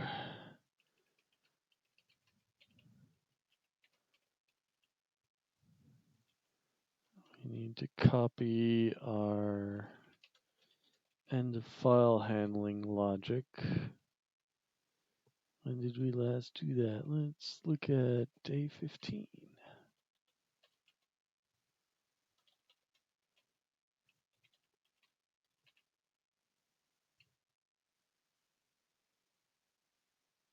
Okay, that's the general outline.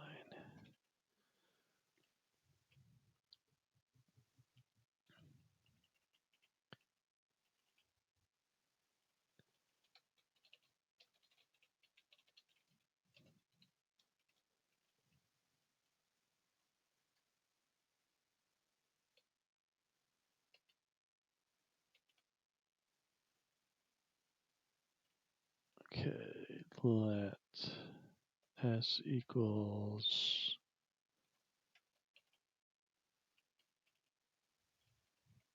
parse scanner.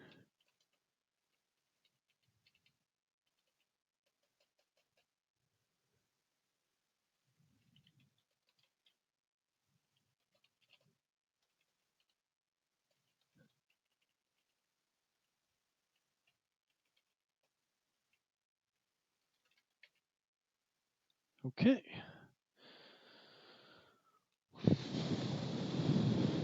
Okay, getting closer. So does the example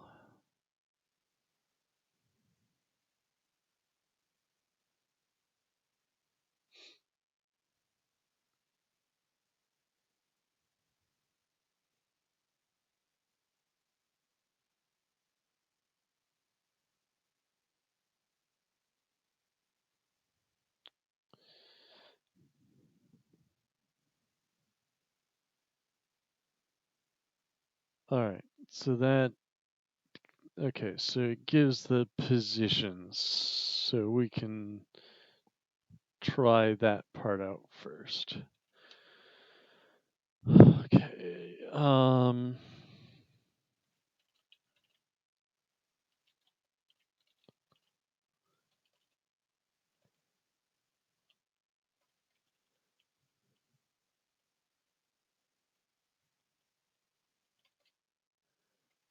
okay, what did we call?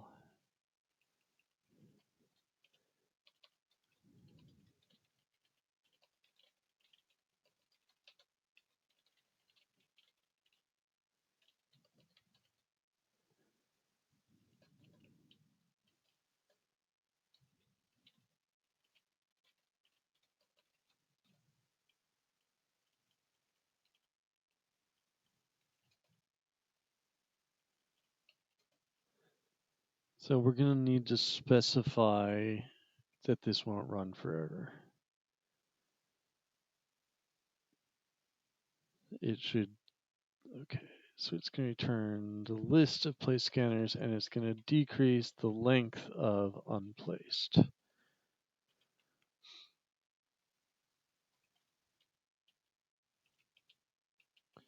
So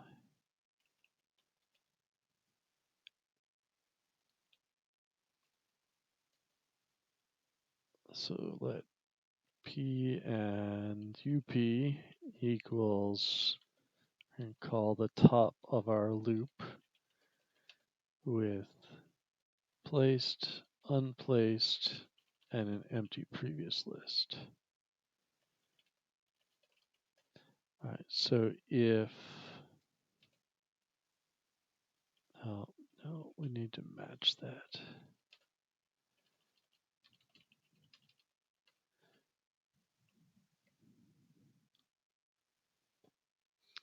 All right, so if we get a none, then we're just going to return the ones we've successfully placed. And if we get some P placed and the remaining unplaced, then we're going to call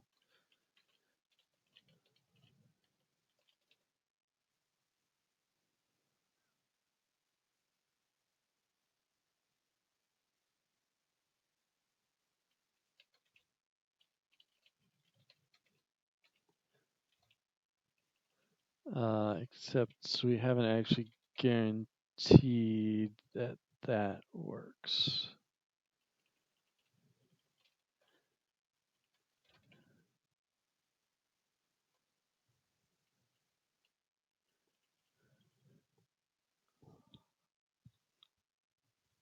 Yeah.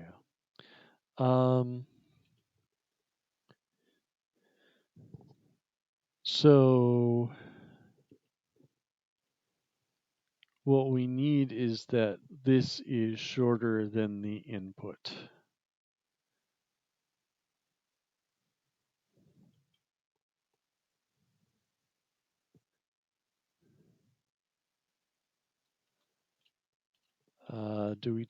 Can we just get for that for 3? Length S is less than length unplaced.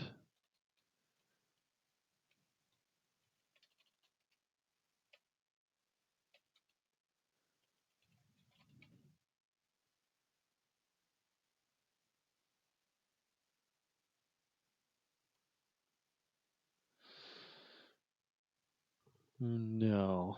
Okay, so this is going to be,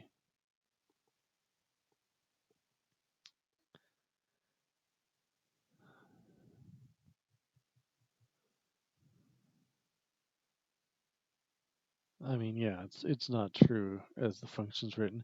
So we could take another argument, which is the original unplaced list, and maintain the invariant.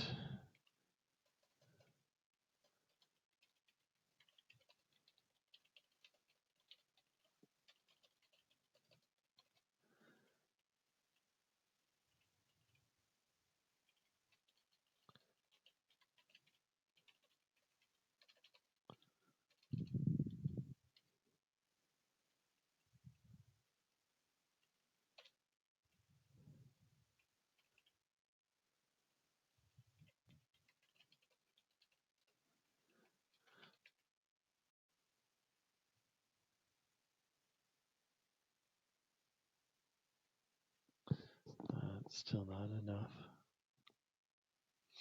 All right, we're just gonna check.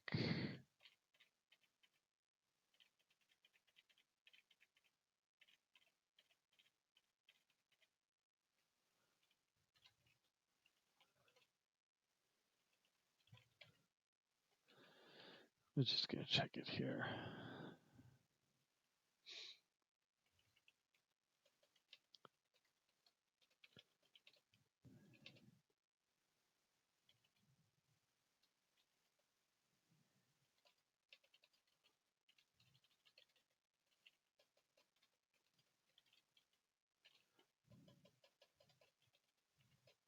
That's kind of a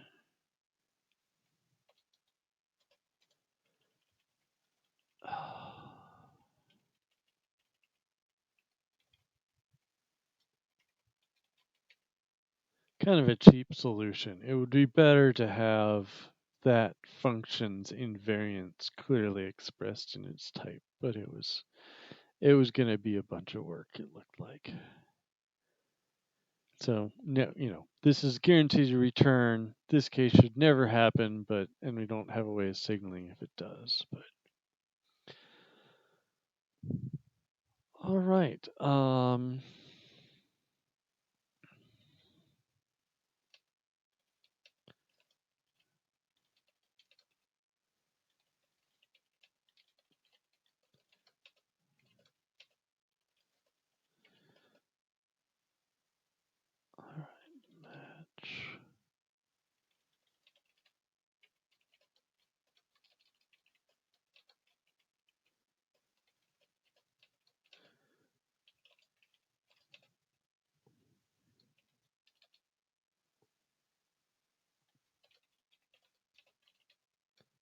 All right, ID X position.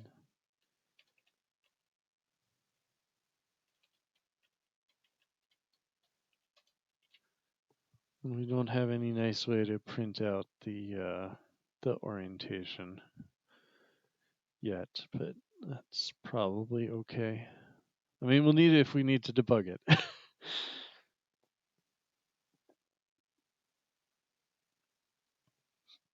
So that's going to be head.id, head.x.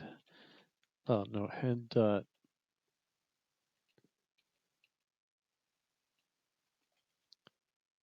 position dot x, head dot position dot y, head dot position dot z.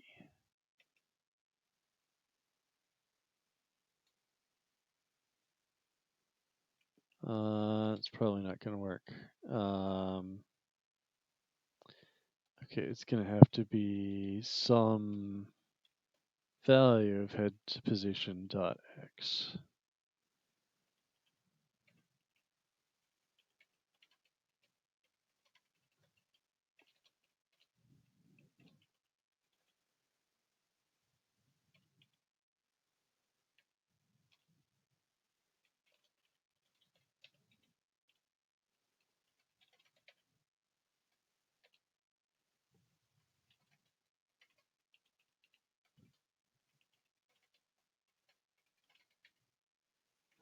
All right, good. So all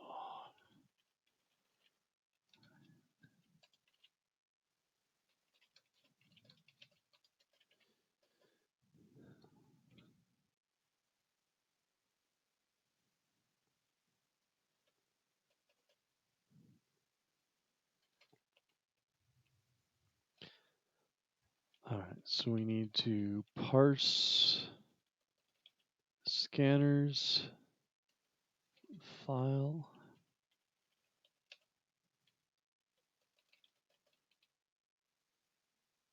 Um,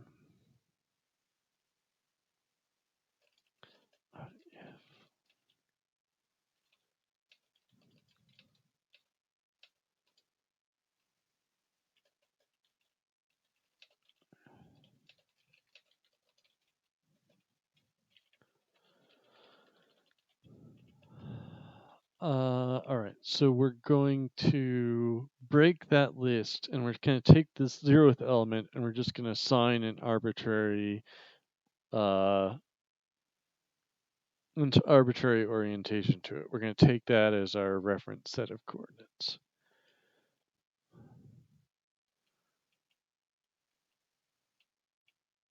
Which I don't think we wrote a function to do. But we can do it. All right, let placed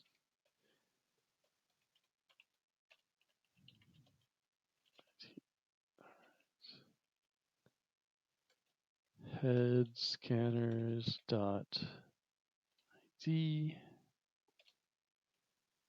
It's all wrong as usual.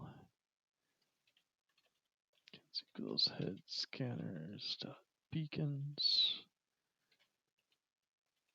position. So that's just going to be x0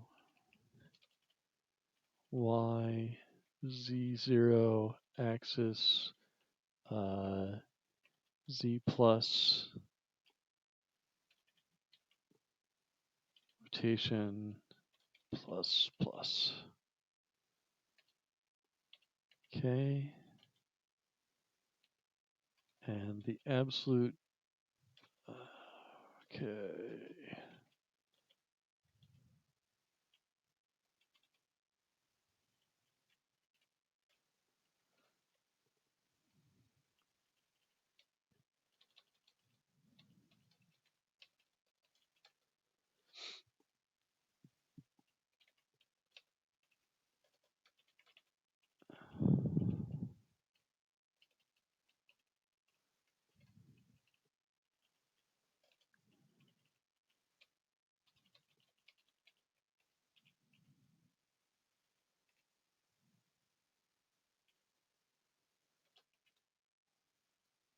All right, so that's a placed scanner.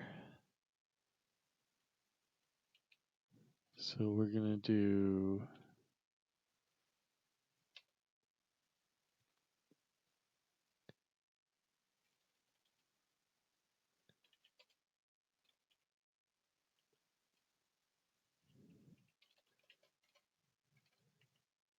oops.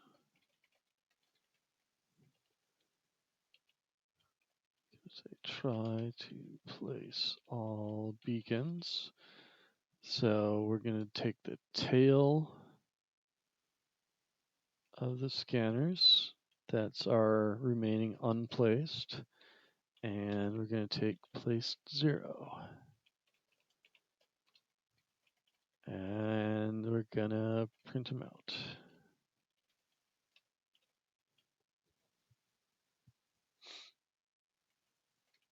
All right.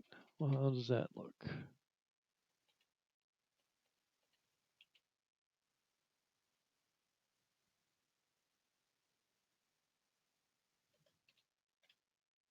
Looks like we got stuck again.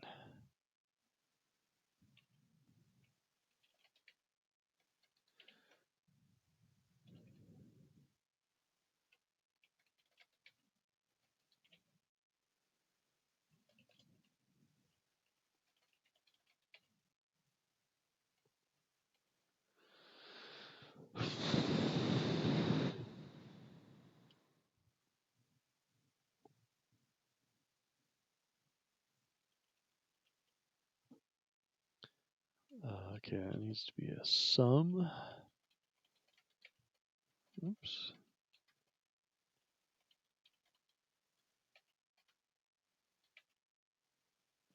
All right.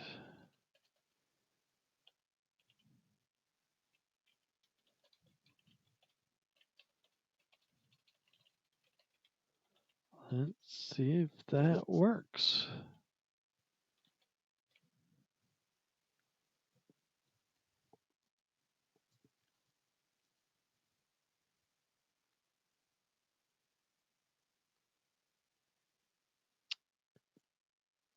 Well, that's no good.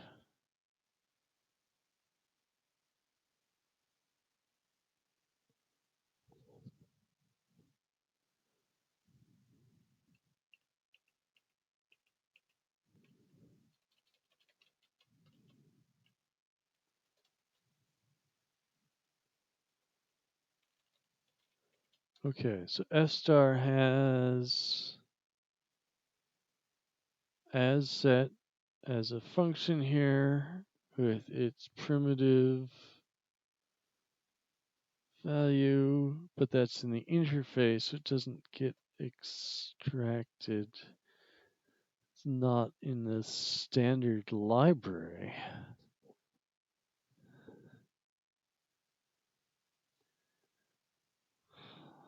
Huh.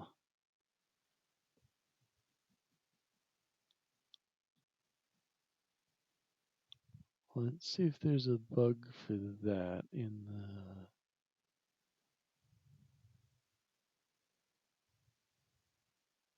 the... Oh, that's for the list mode.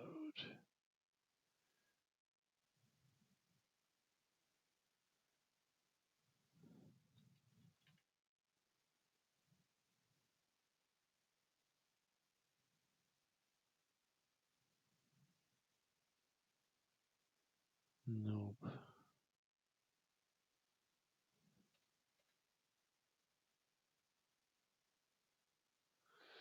All right. Well, that's another star bug. So we can fix this by taking the definition.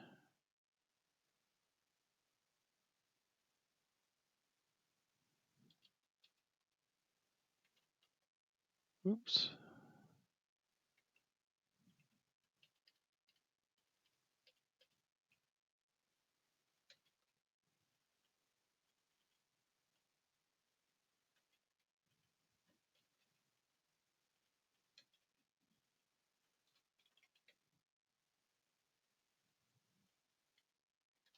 just using that.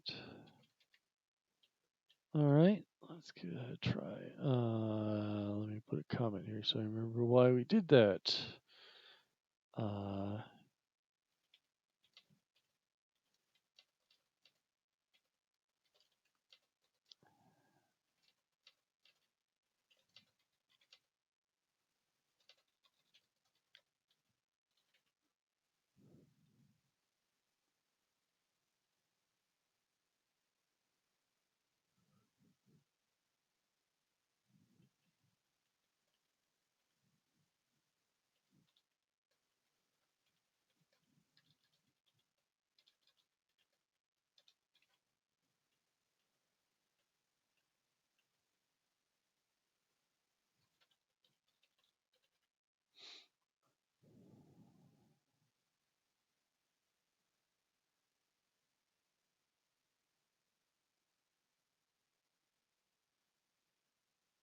Oh, I didn't call my version. I continued to call the standard library version. Well, that wasn't so good. Didn't manage to find any matches. All right. Well, at least it's failing in a way that suggests something meaningful is happening. I mean that something's not happening rather than being subtly wrong.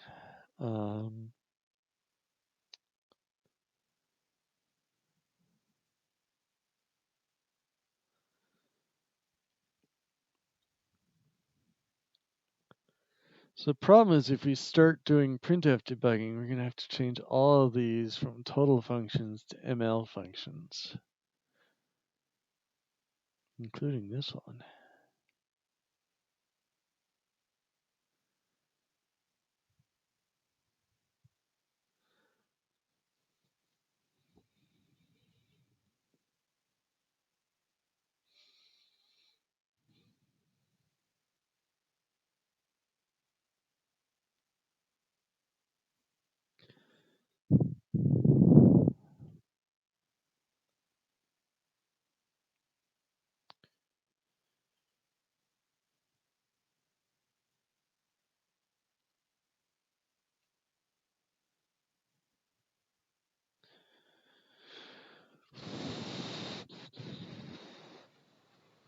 I don't. What else could we do?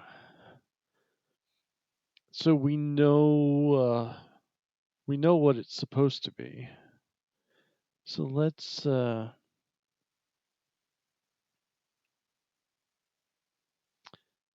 with that a little bit.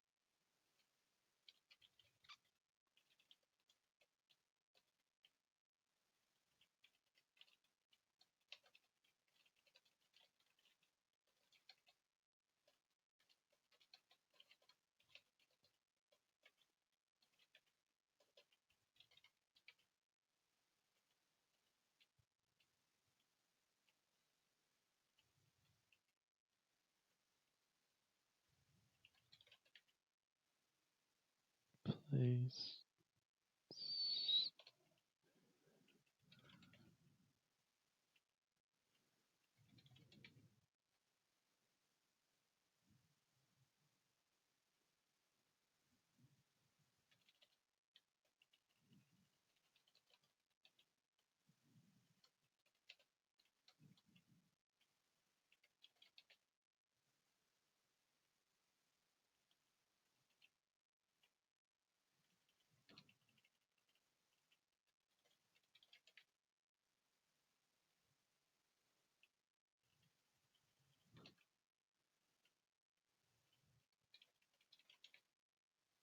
All right, so what we're gonna do is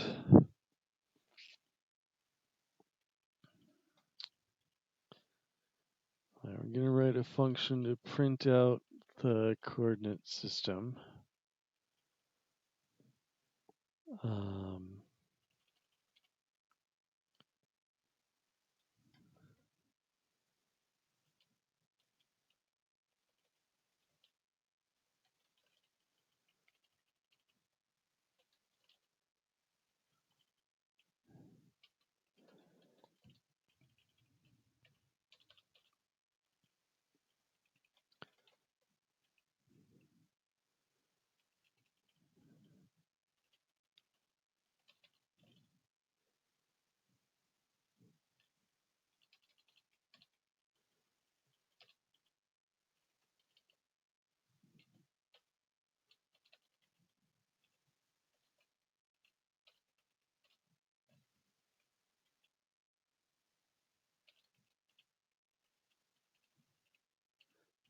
print. Okay. Good. So let's print beacons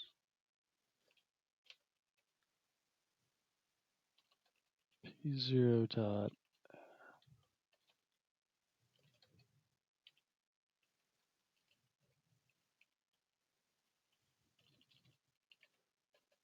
All right, so these two lists should be identical.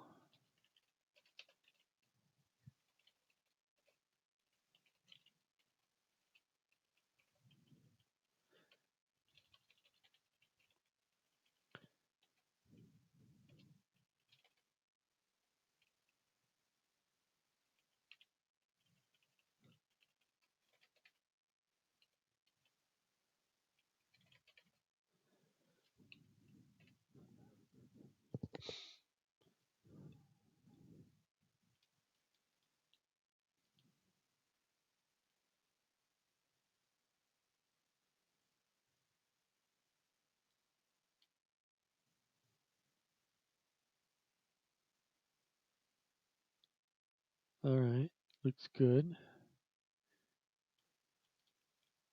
Those transformations shouldn't have done anything. All right, so let's do the same for 1.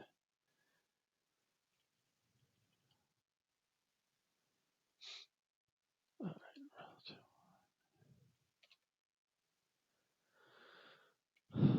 All right, and let's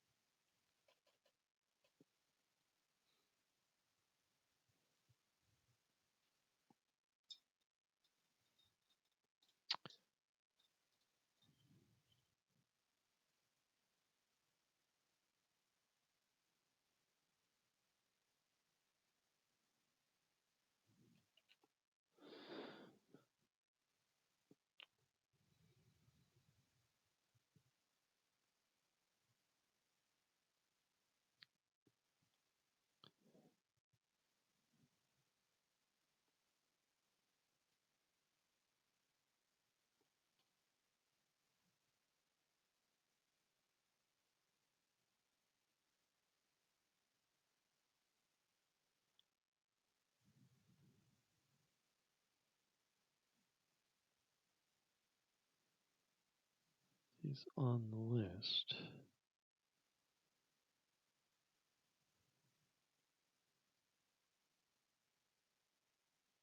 Okay. Minus 618, 824, 621. All right. So let us try.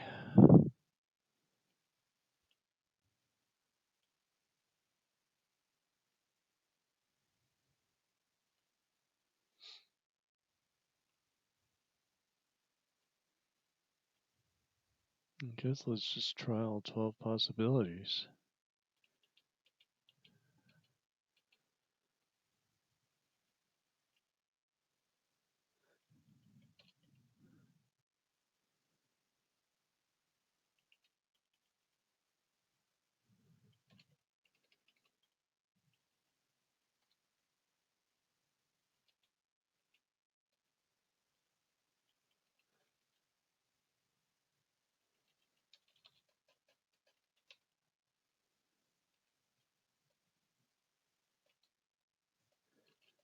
All right. So they gave us the coordinates.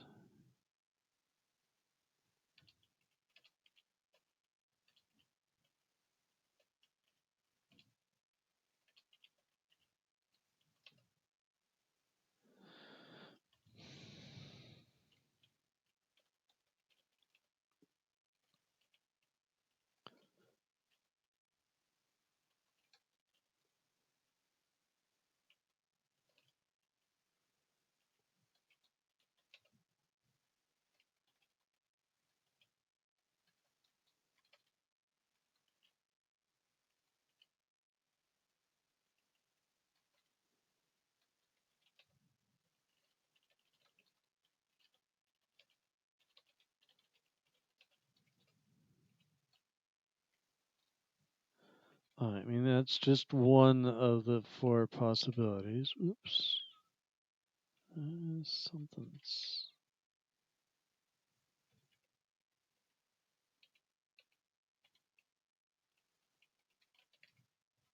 Oh.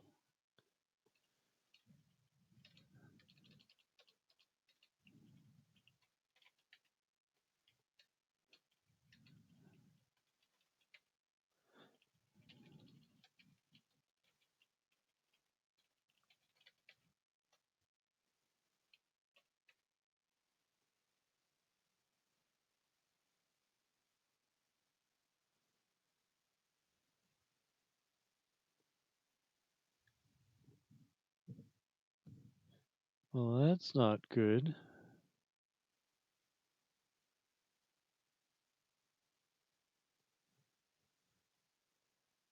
Those don't match. Oh no, those are the translated versions. Okay.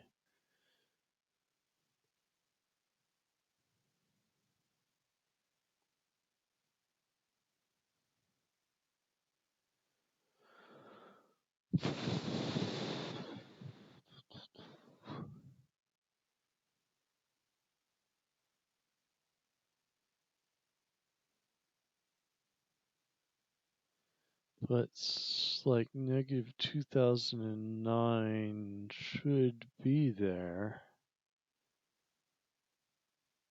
somewhere, even if the order and sign is screwed up, right? It's only one way to change which number is actually present, and it's not there. So maybe I've just got it backwards.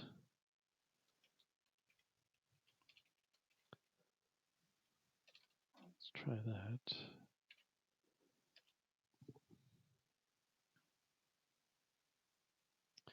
Okay, yeah, that's better. 9.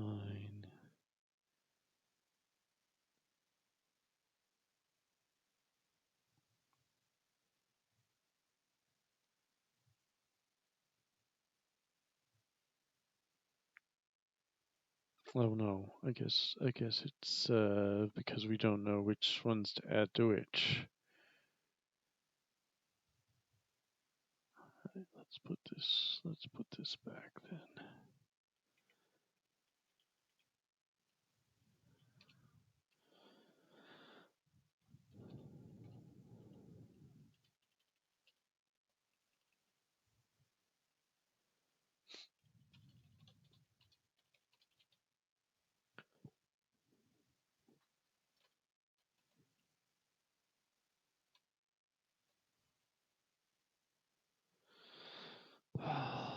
Looping over all these, all 24 of these is not so good.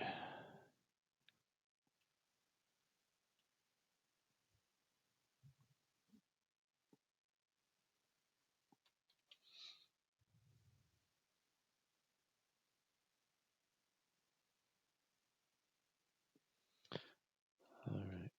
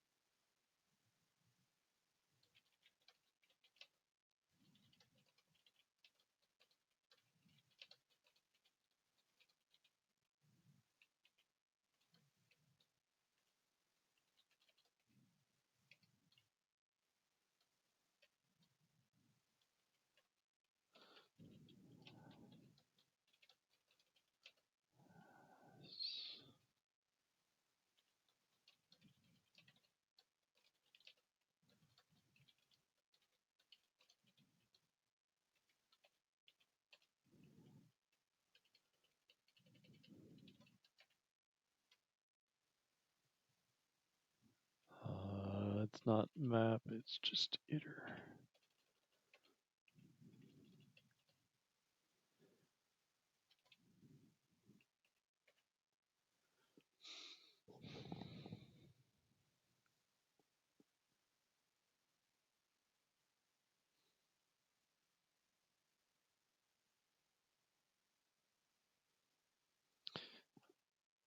All right, let's copy that to a file. Oh, I could just rerun it. Shoot.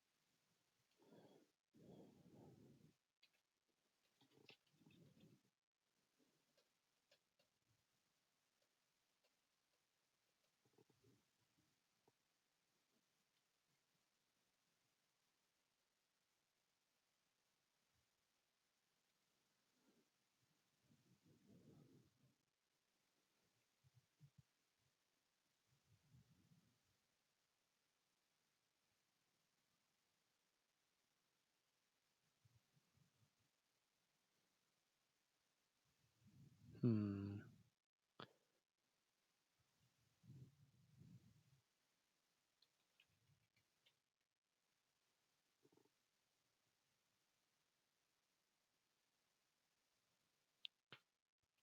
Oh, I was looking at scanner 4, scanner 1. All right, so.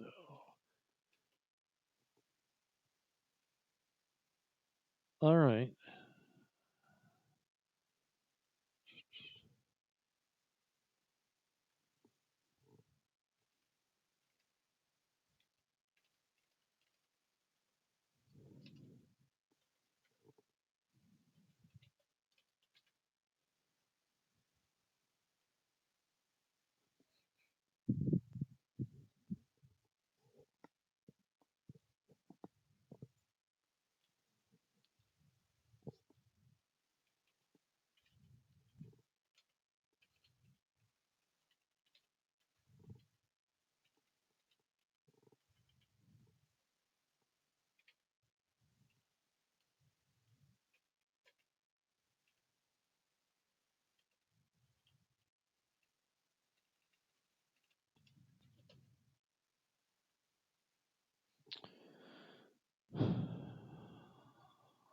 All right, it says there should be one at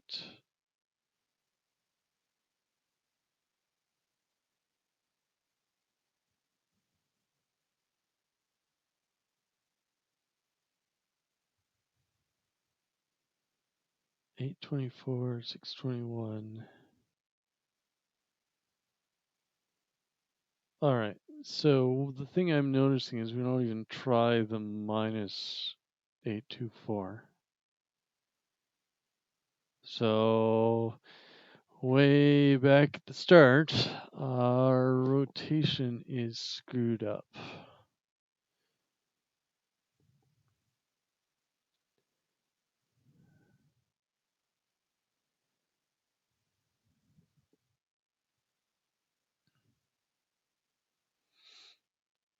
All right, so we set.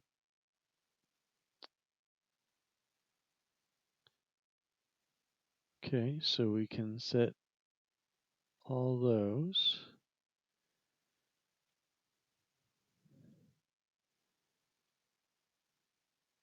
Can set. All right, so I got my Rubik's Cube out again. Plus, plus.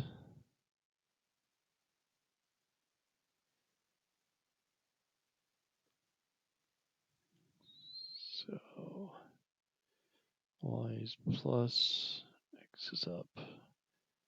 We rotate that one.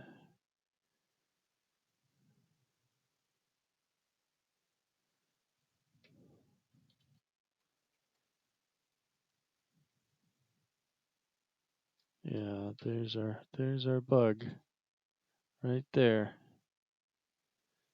Okay, just let me check him out again.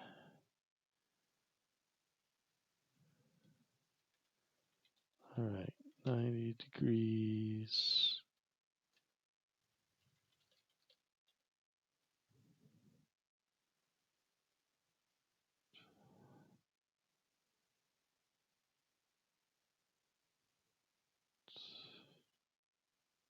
Okay.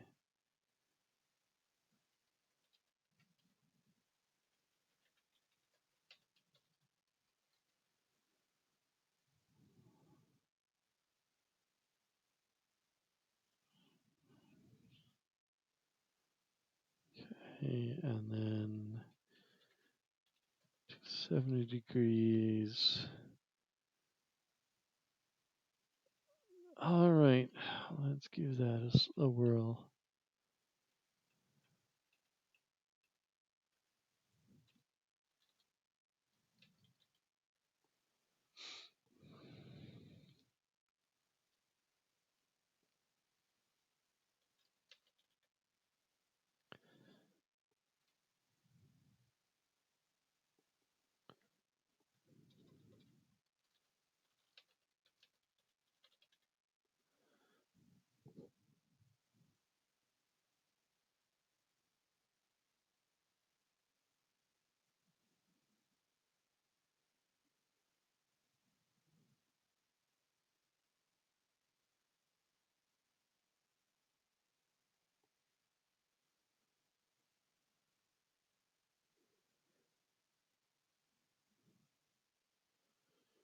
Why is the first coordinate screwed up?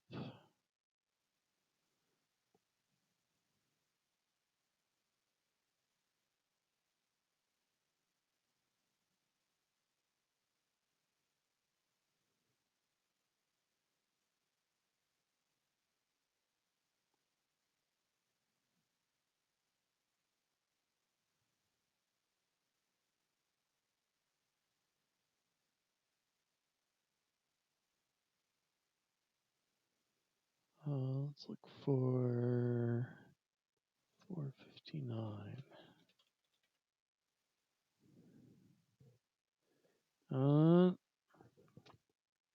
Got some problem there.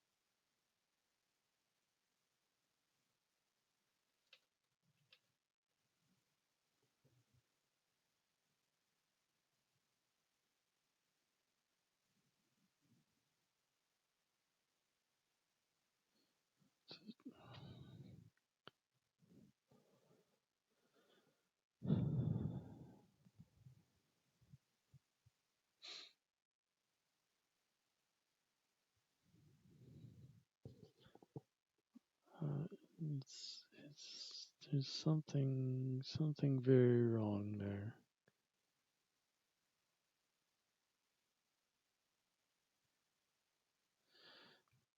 I wonder if it's that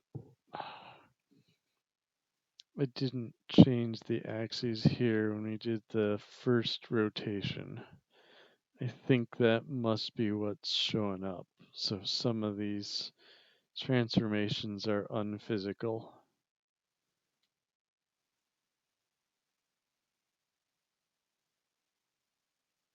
But even so, like,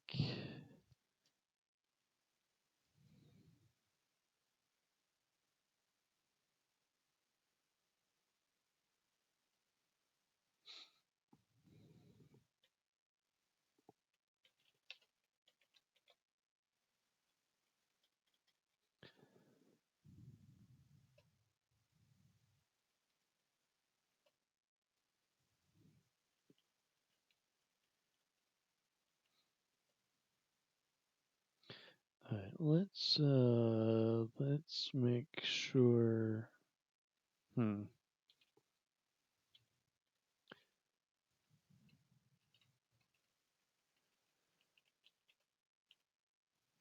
Let's just do the rotation first.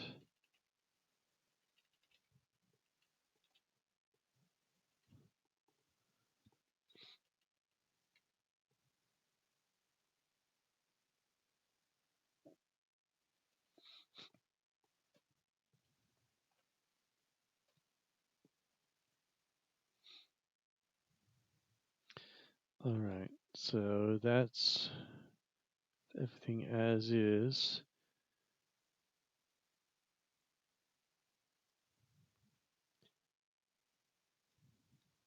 Okay, so we were at 553,889. If we rotate once, we're at 889.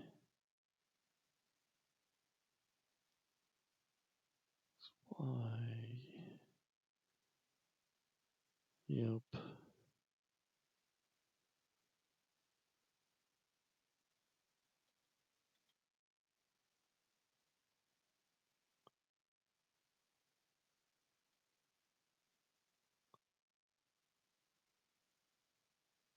Okay, yeah, those are the 4 rotations.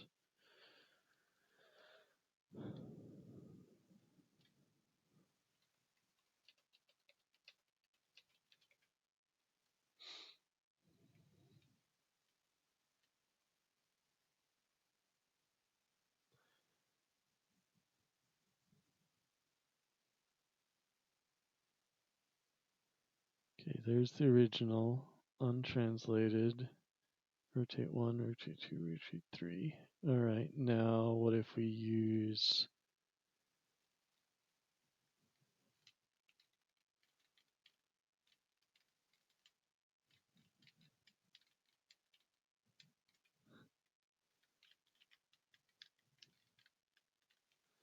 Okay, now we switch the z-axis around.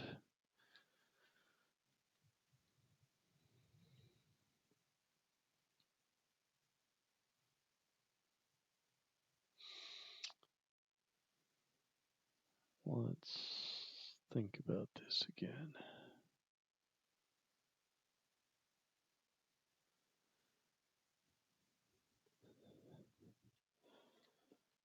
I'm not good at 3D rotations.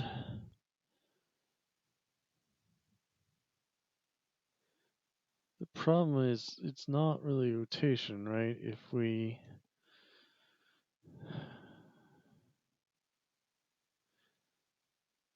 There are 2 ways of changing that front face to be the back face, and they're not equivalent.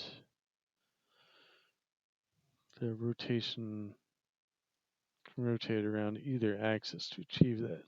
So it's really mirroring it. Right. So if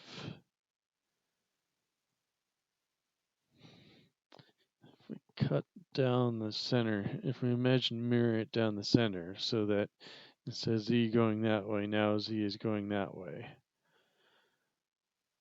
From the mirror perspective, it's all the same.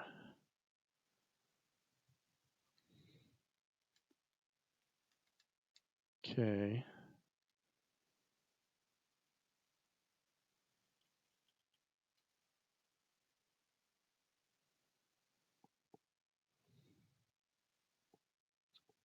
So that's not our problem, I think. Now, from the mirror perspective, do X and Y change direction?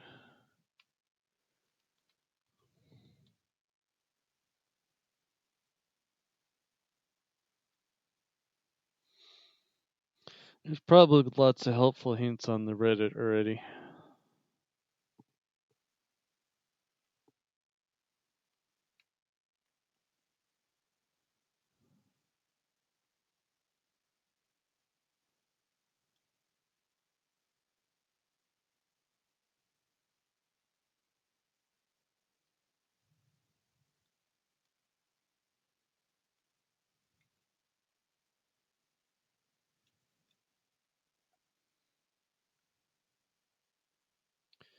All right, from our perspective, X goes positive in that direction. If we mirror it, that becomes the opposite.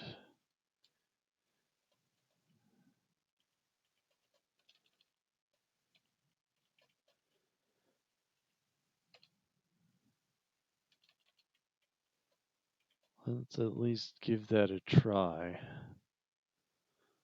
Okay, so if we thought if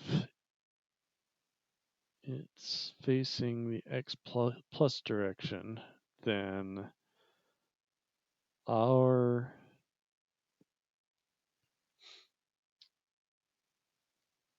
red is its positive X, and that's negative Z for me.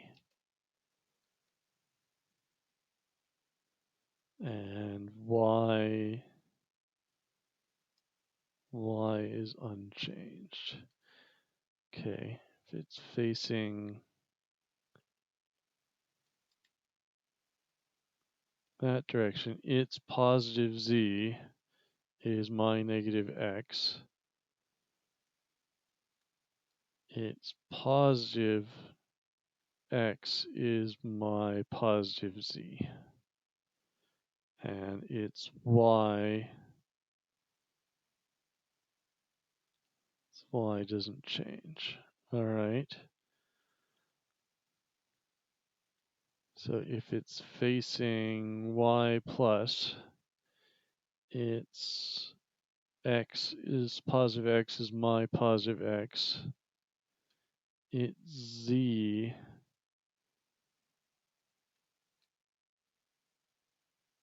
its positive Z is my its positive Z is my positive Y. All right. If it's facing Y minus, then its positive Z is my minus Z, and its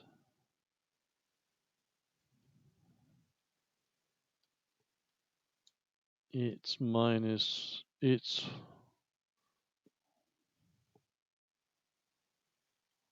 all right. I better do this one again. All right. There's my coordinate system. There's its coordinate system. So X, same.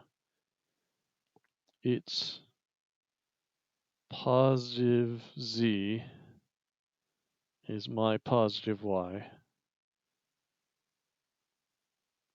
Its positive Y is my negative Z.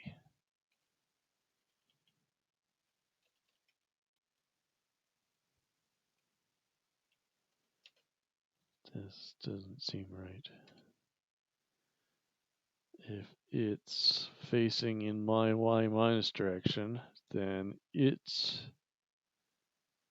x is unchanged. Its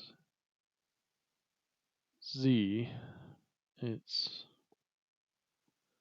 z, positive z is my minus, okay.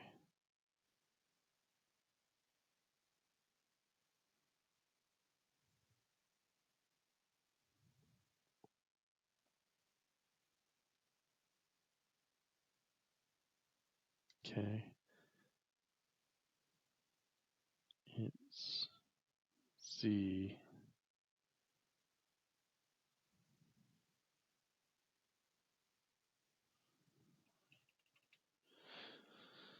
Feels like there's an asymmetry there.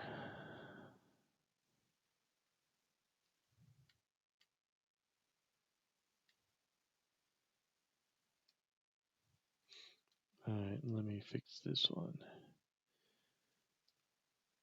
So if it's facing this way, its plus z becomes my minus z. Its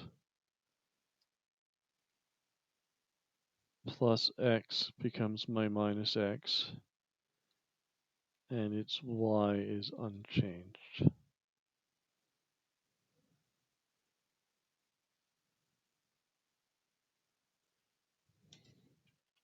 All right, let's try that.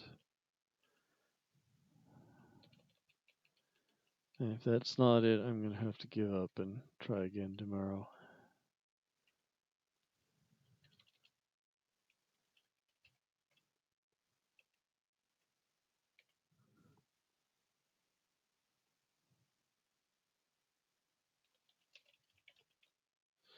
All right, that was it.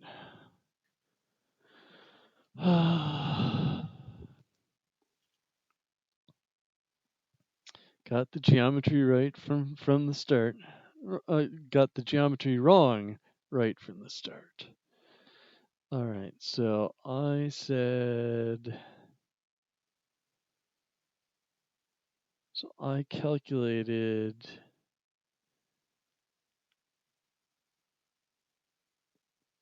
one is 68. All right, my z direction is backwards.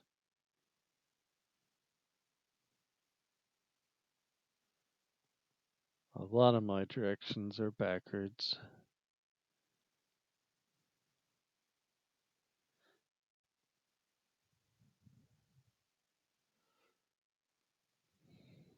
All right, let's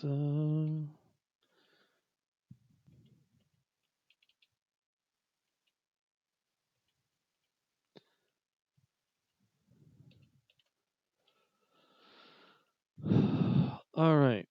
So the last piece of part 1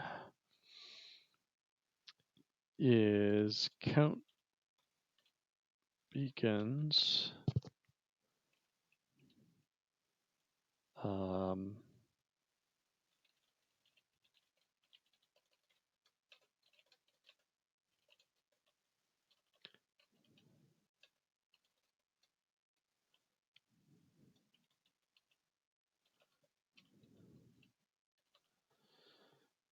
All right, so we're going to use a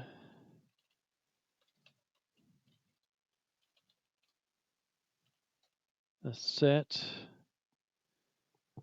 and a cardinality of that set, because F star set doesn't have cardinality.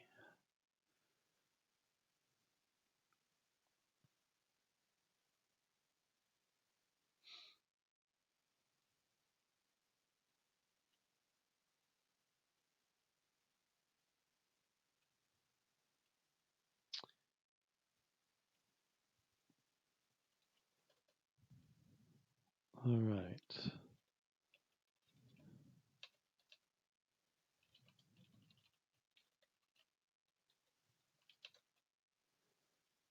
All right. we take a list of beacons, a list of absolute position of beacons.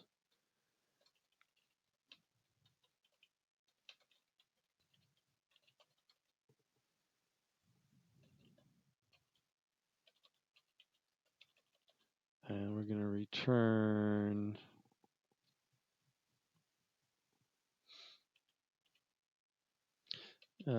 let's do this a little differently. We'll just do it in one loop.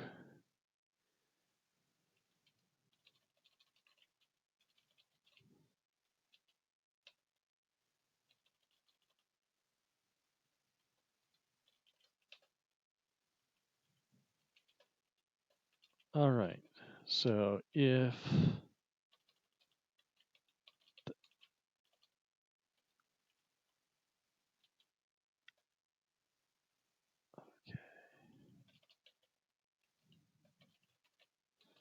all right, so if we've run out of beacons in the current one, then we say, well, what about list? And if we've run out in the scanner list, then we return our cardinality. Otherwise,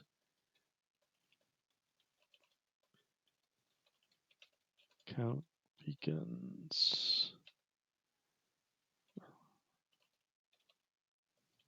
remaining next dot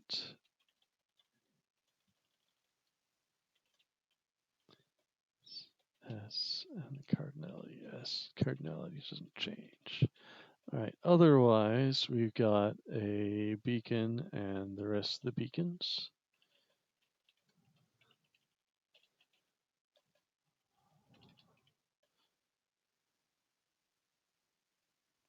So if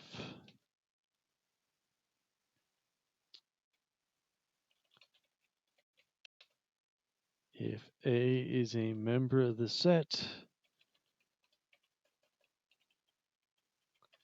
then just go on.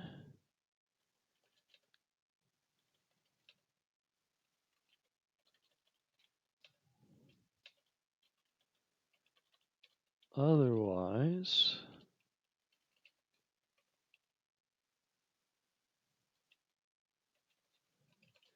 add it to the set.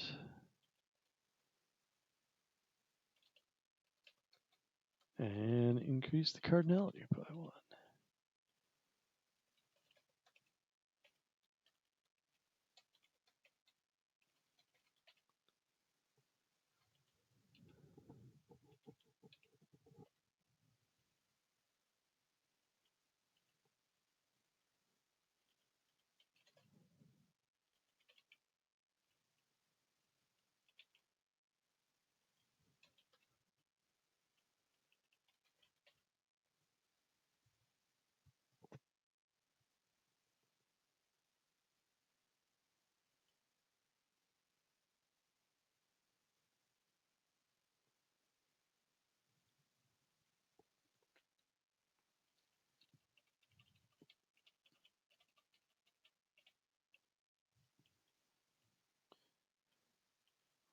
Well, this is right placed.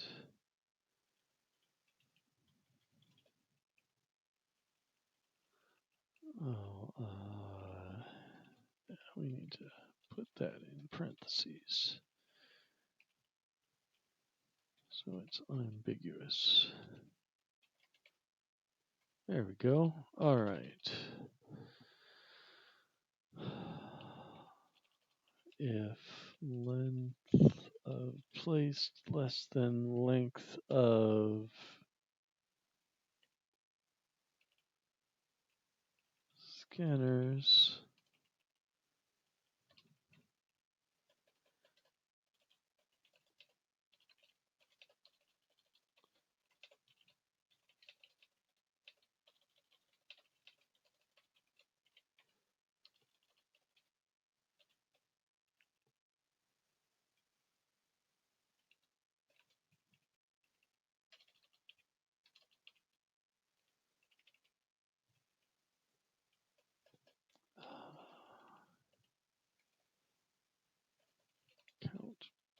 beacons.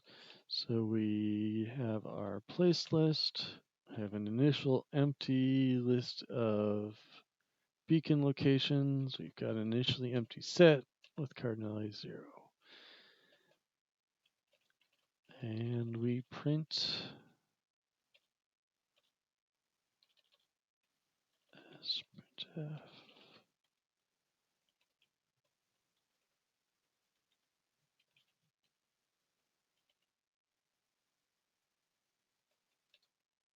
All right.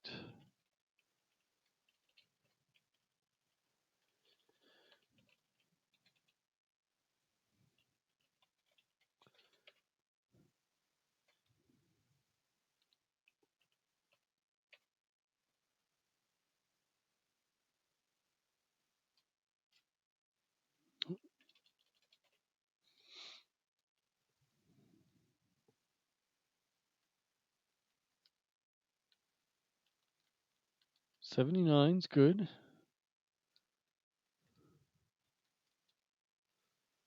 Part that is what it's supposed to be.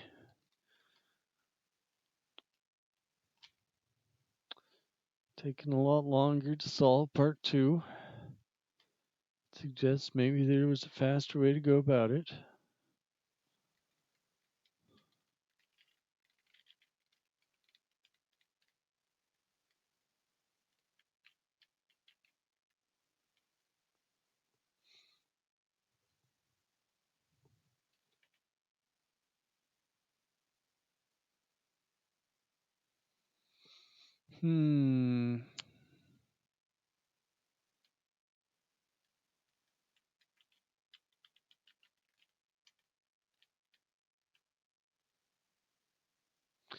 I mean, let's be honest, this is a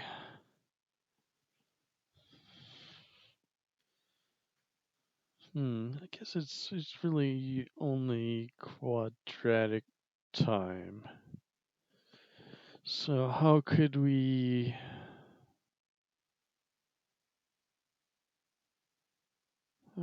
cut down the number of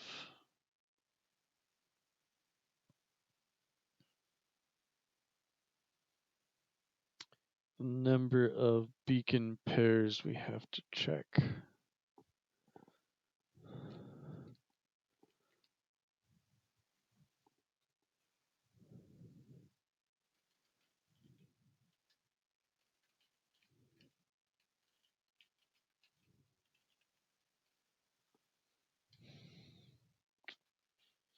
Is it worth doing, or is it going to get done faster if I just wait? Part 2 is probably something like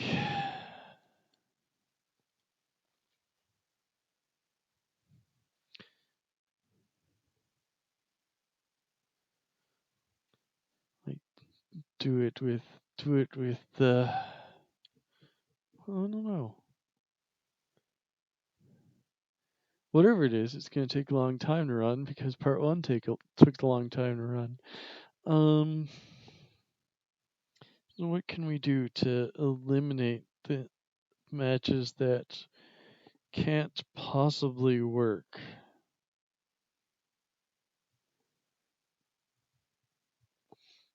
Okay, so we're doing a lot of redundant work by checking the same pair again. Right, we should just check everything against 0 first. And if it doesn't match against 0 the first time, it's not going to match against 0 the second time. So that's part of our problem. Let's see if our number is right. Yes.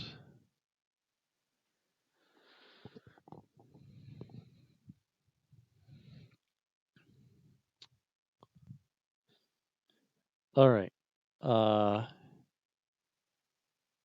So the good news is that we printed out all the stuff we need. All right. So let me say, fix me. We're doing a lot of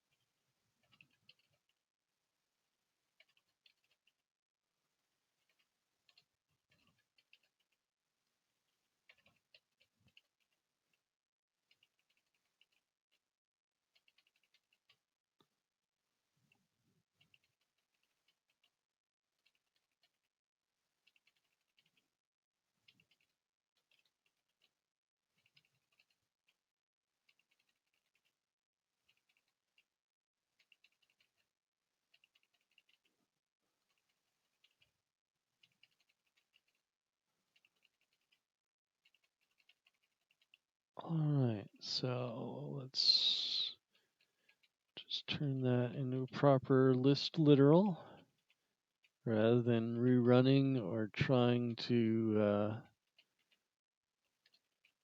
parse our own output. Okay.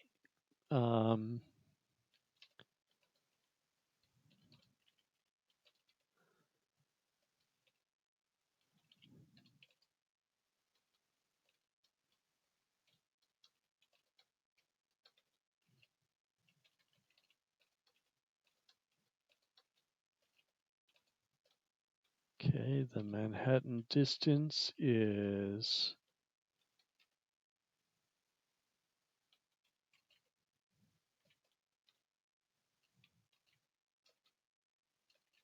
I forget if this is how tuples work. I think it is. Yes. All right.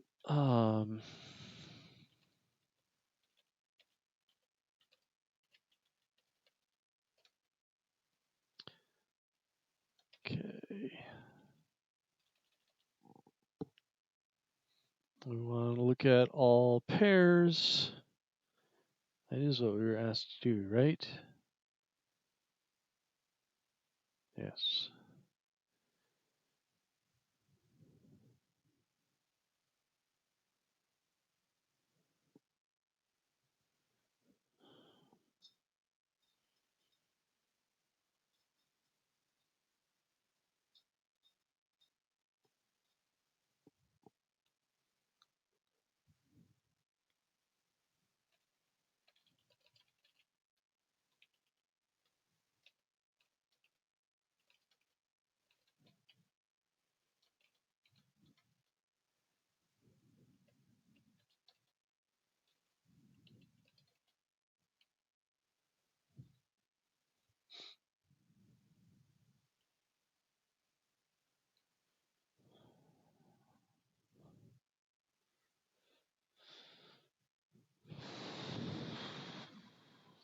We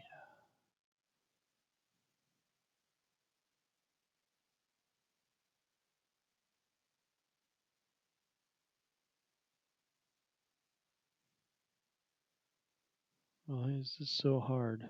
Because it's late. It's not my bedtime yet, but it's getting darn close. All right. Um,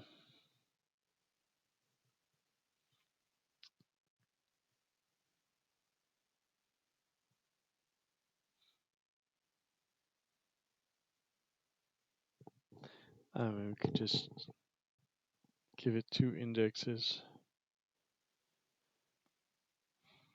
like we were normal people. Okay.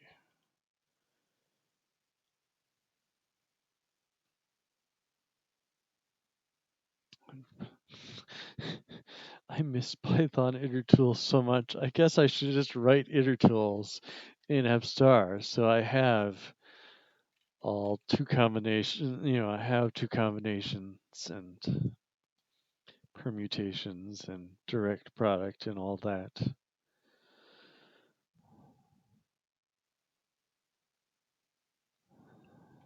All right.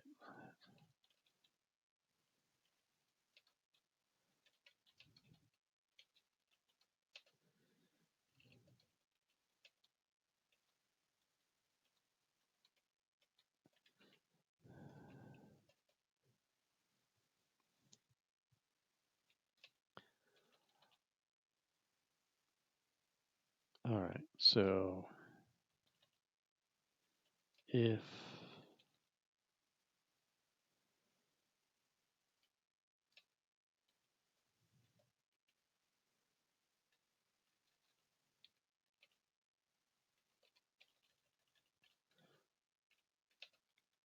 match,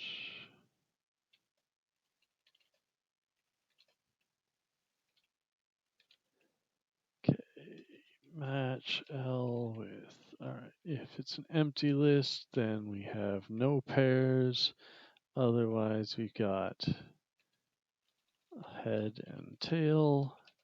So we're going to put head together with everything in the tail. So we're going to append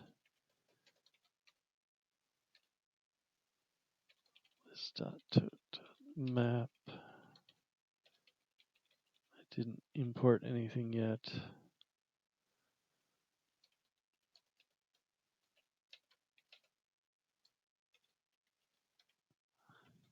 We're going to map that on the tail, and then we're going to take all the two combinations of things only in the tail.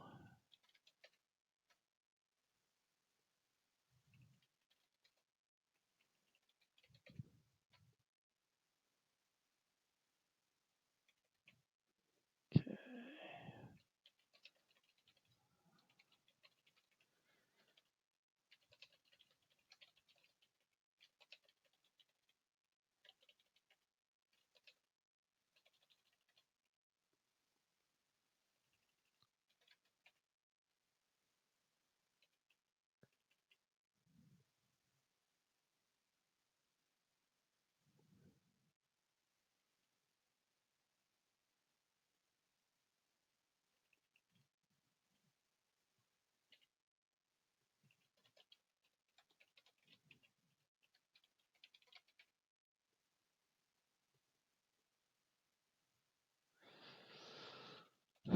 Okay.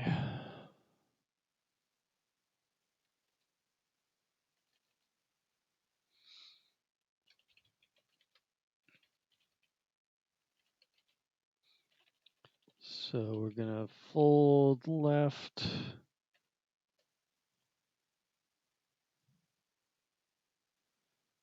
Starting at 0. We're going to take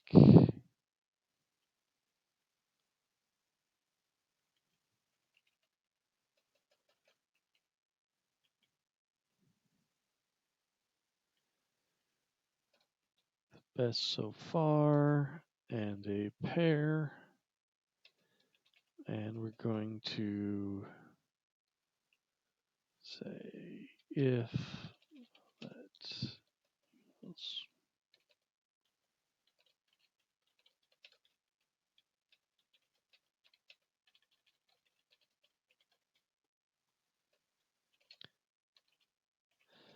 All right, so if m is greater than best, then m else best. All right, so that fold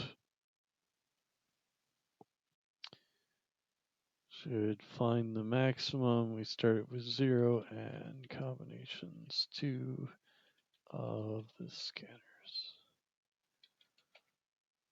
All right.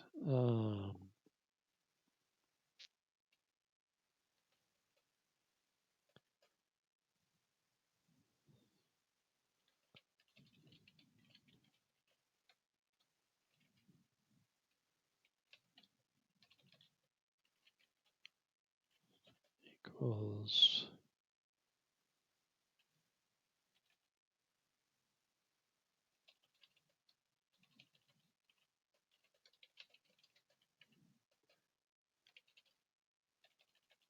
max Manhattan distance on the list of positions.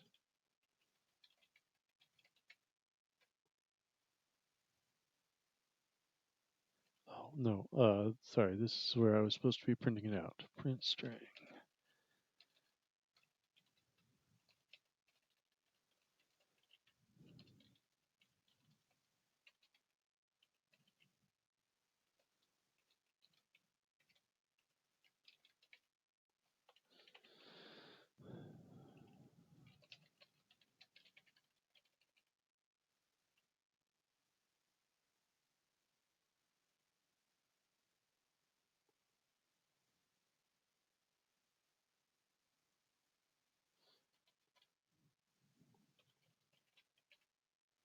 If this doesn't work, I'm just going to calculate it by hand.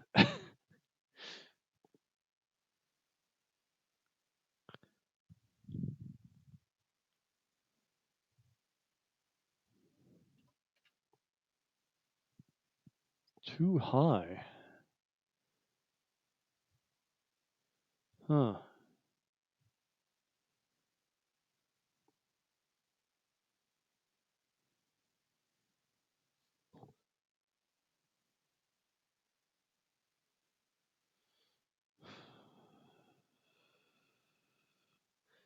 I wonder if my problem with my pluses and minuses not matching up in the same way as the example are causing problems.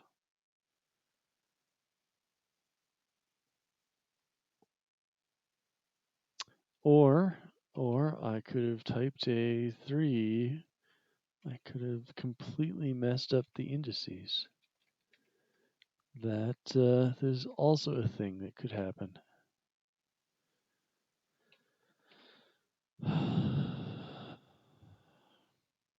All right, well, that's a lower number, but I have to wait for a minute.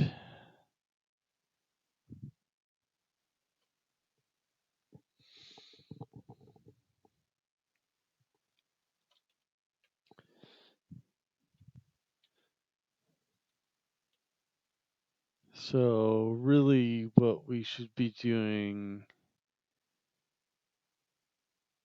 here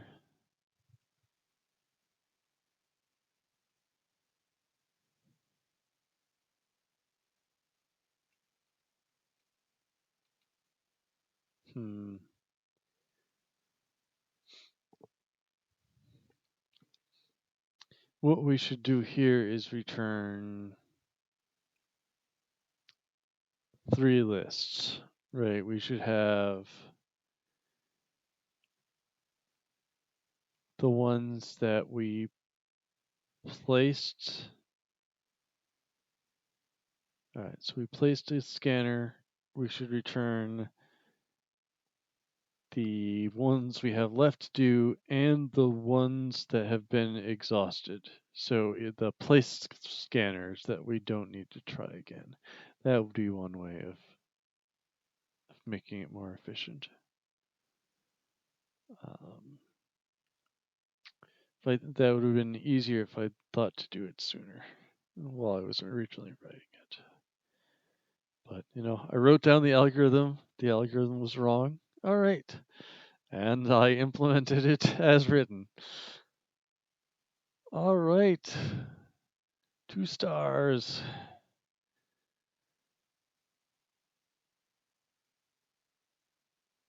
Wow. Even better. I think a lot of people gave up and went to bed. I've been keeping an eye on Twitter in my other screen here, and there's an awful lot of despondency in the admin of code tag.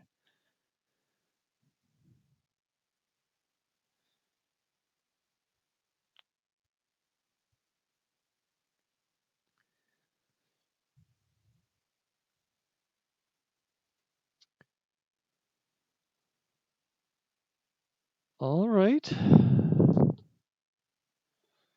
Well, I think that is it for tonight. I will write up my notes as usual and post the solution to my GitHub account. I will certainly note that we could do it more efficiently, but we did pretty well today, I think. Other than not understanding 3D rotations. I mean,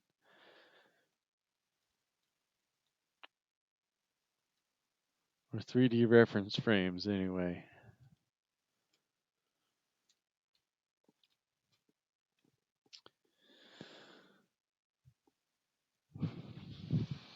No, I got nothing. Well, good night. Happy Advent. We will see you tomorrow.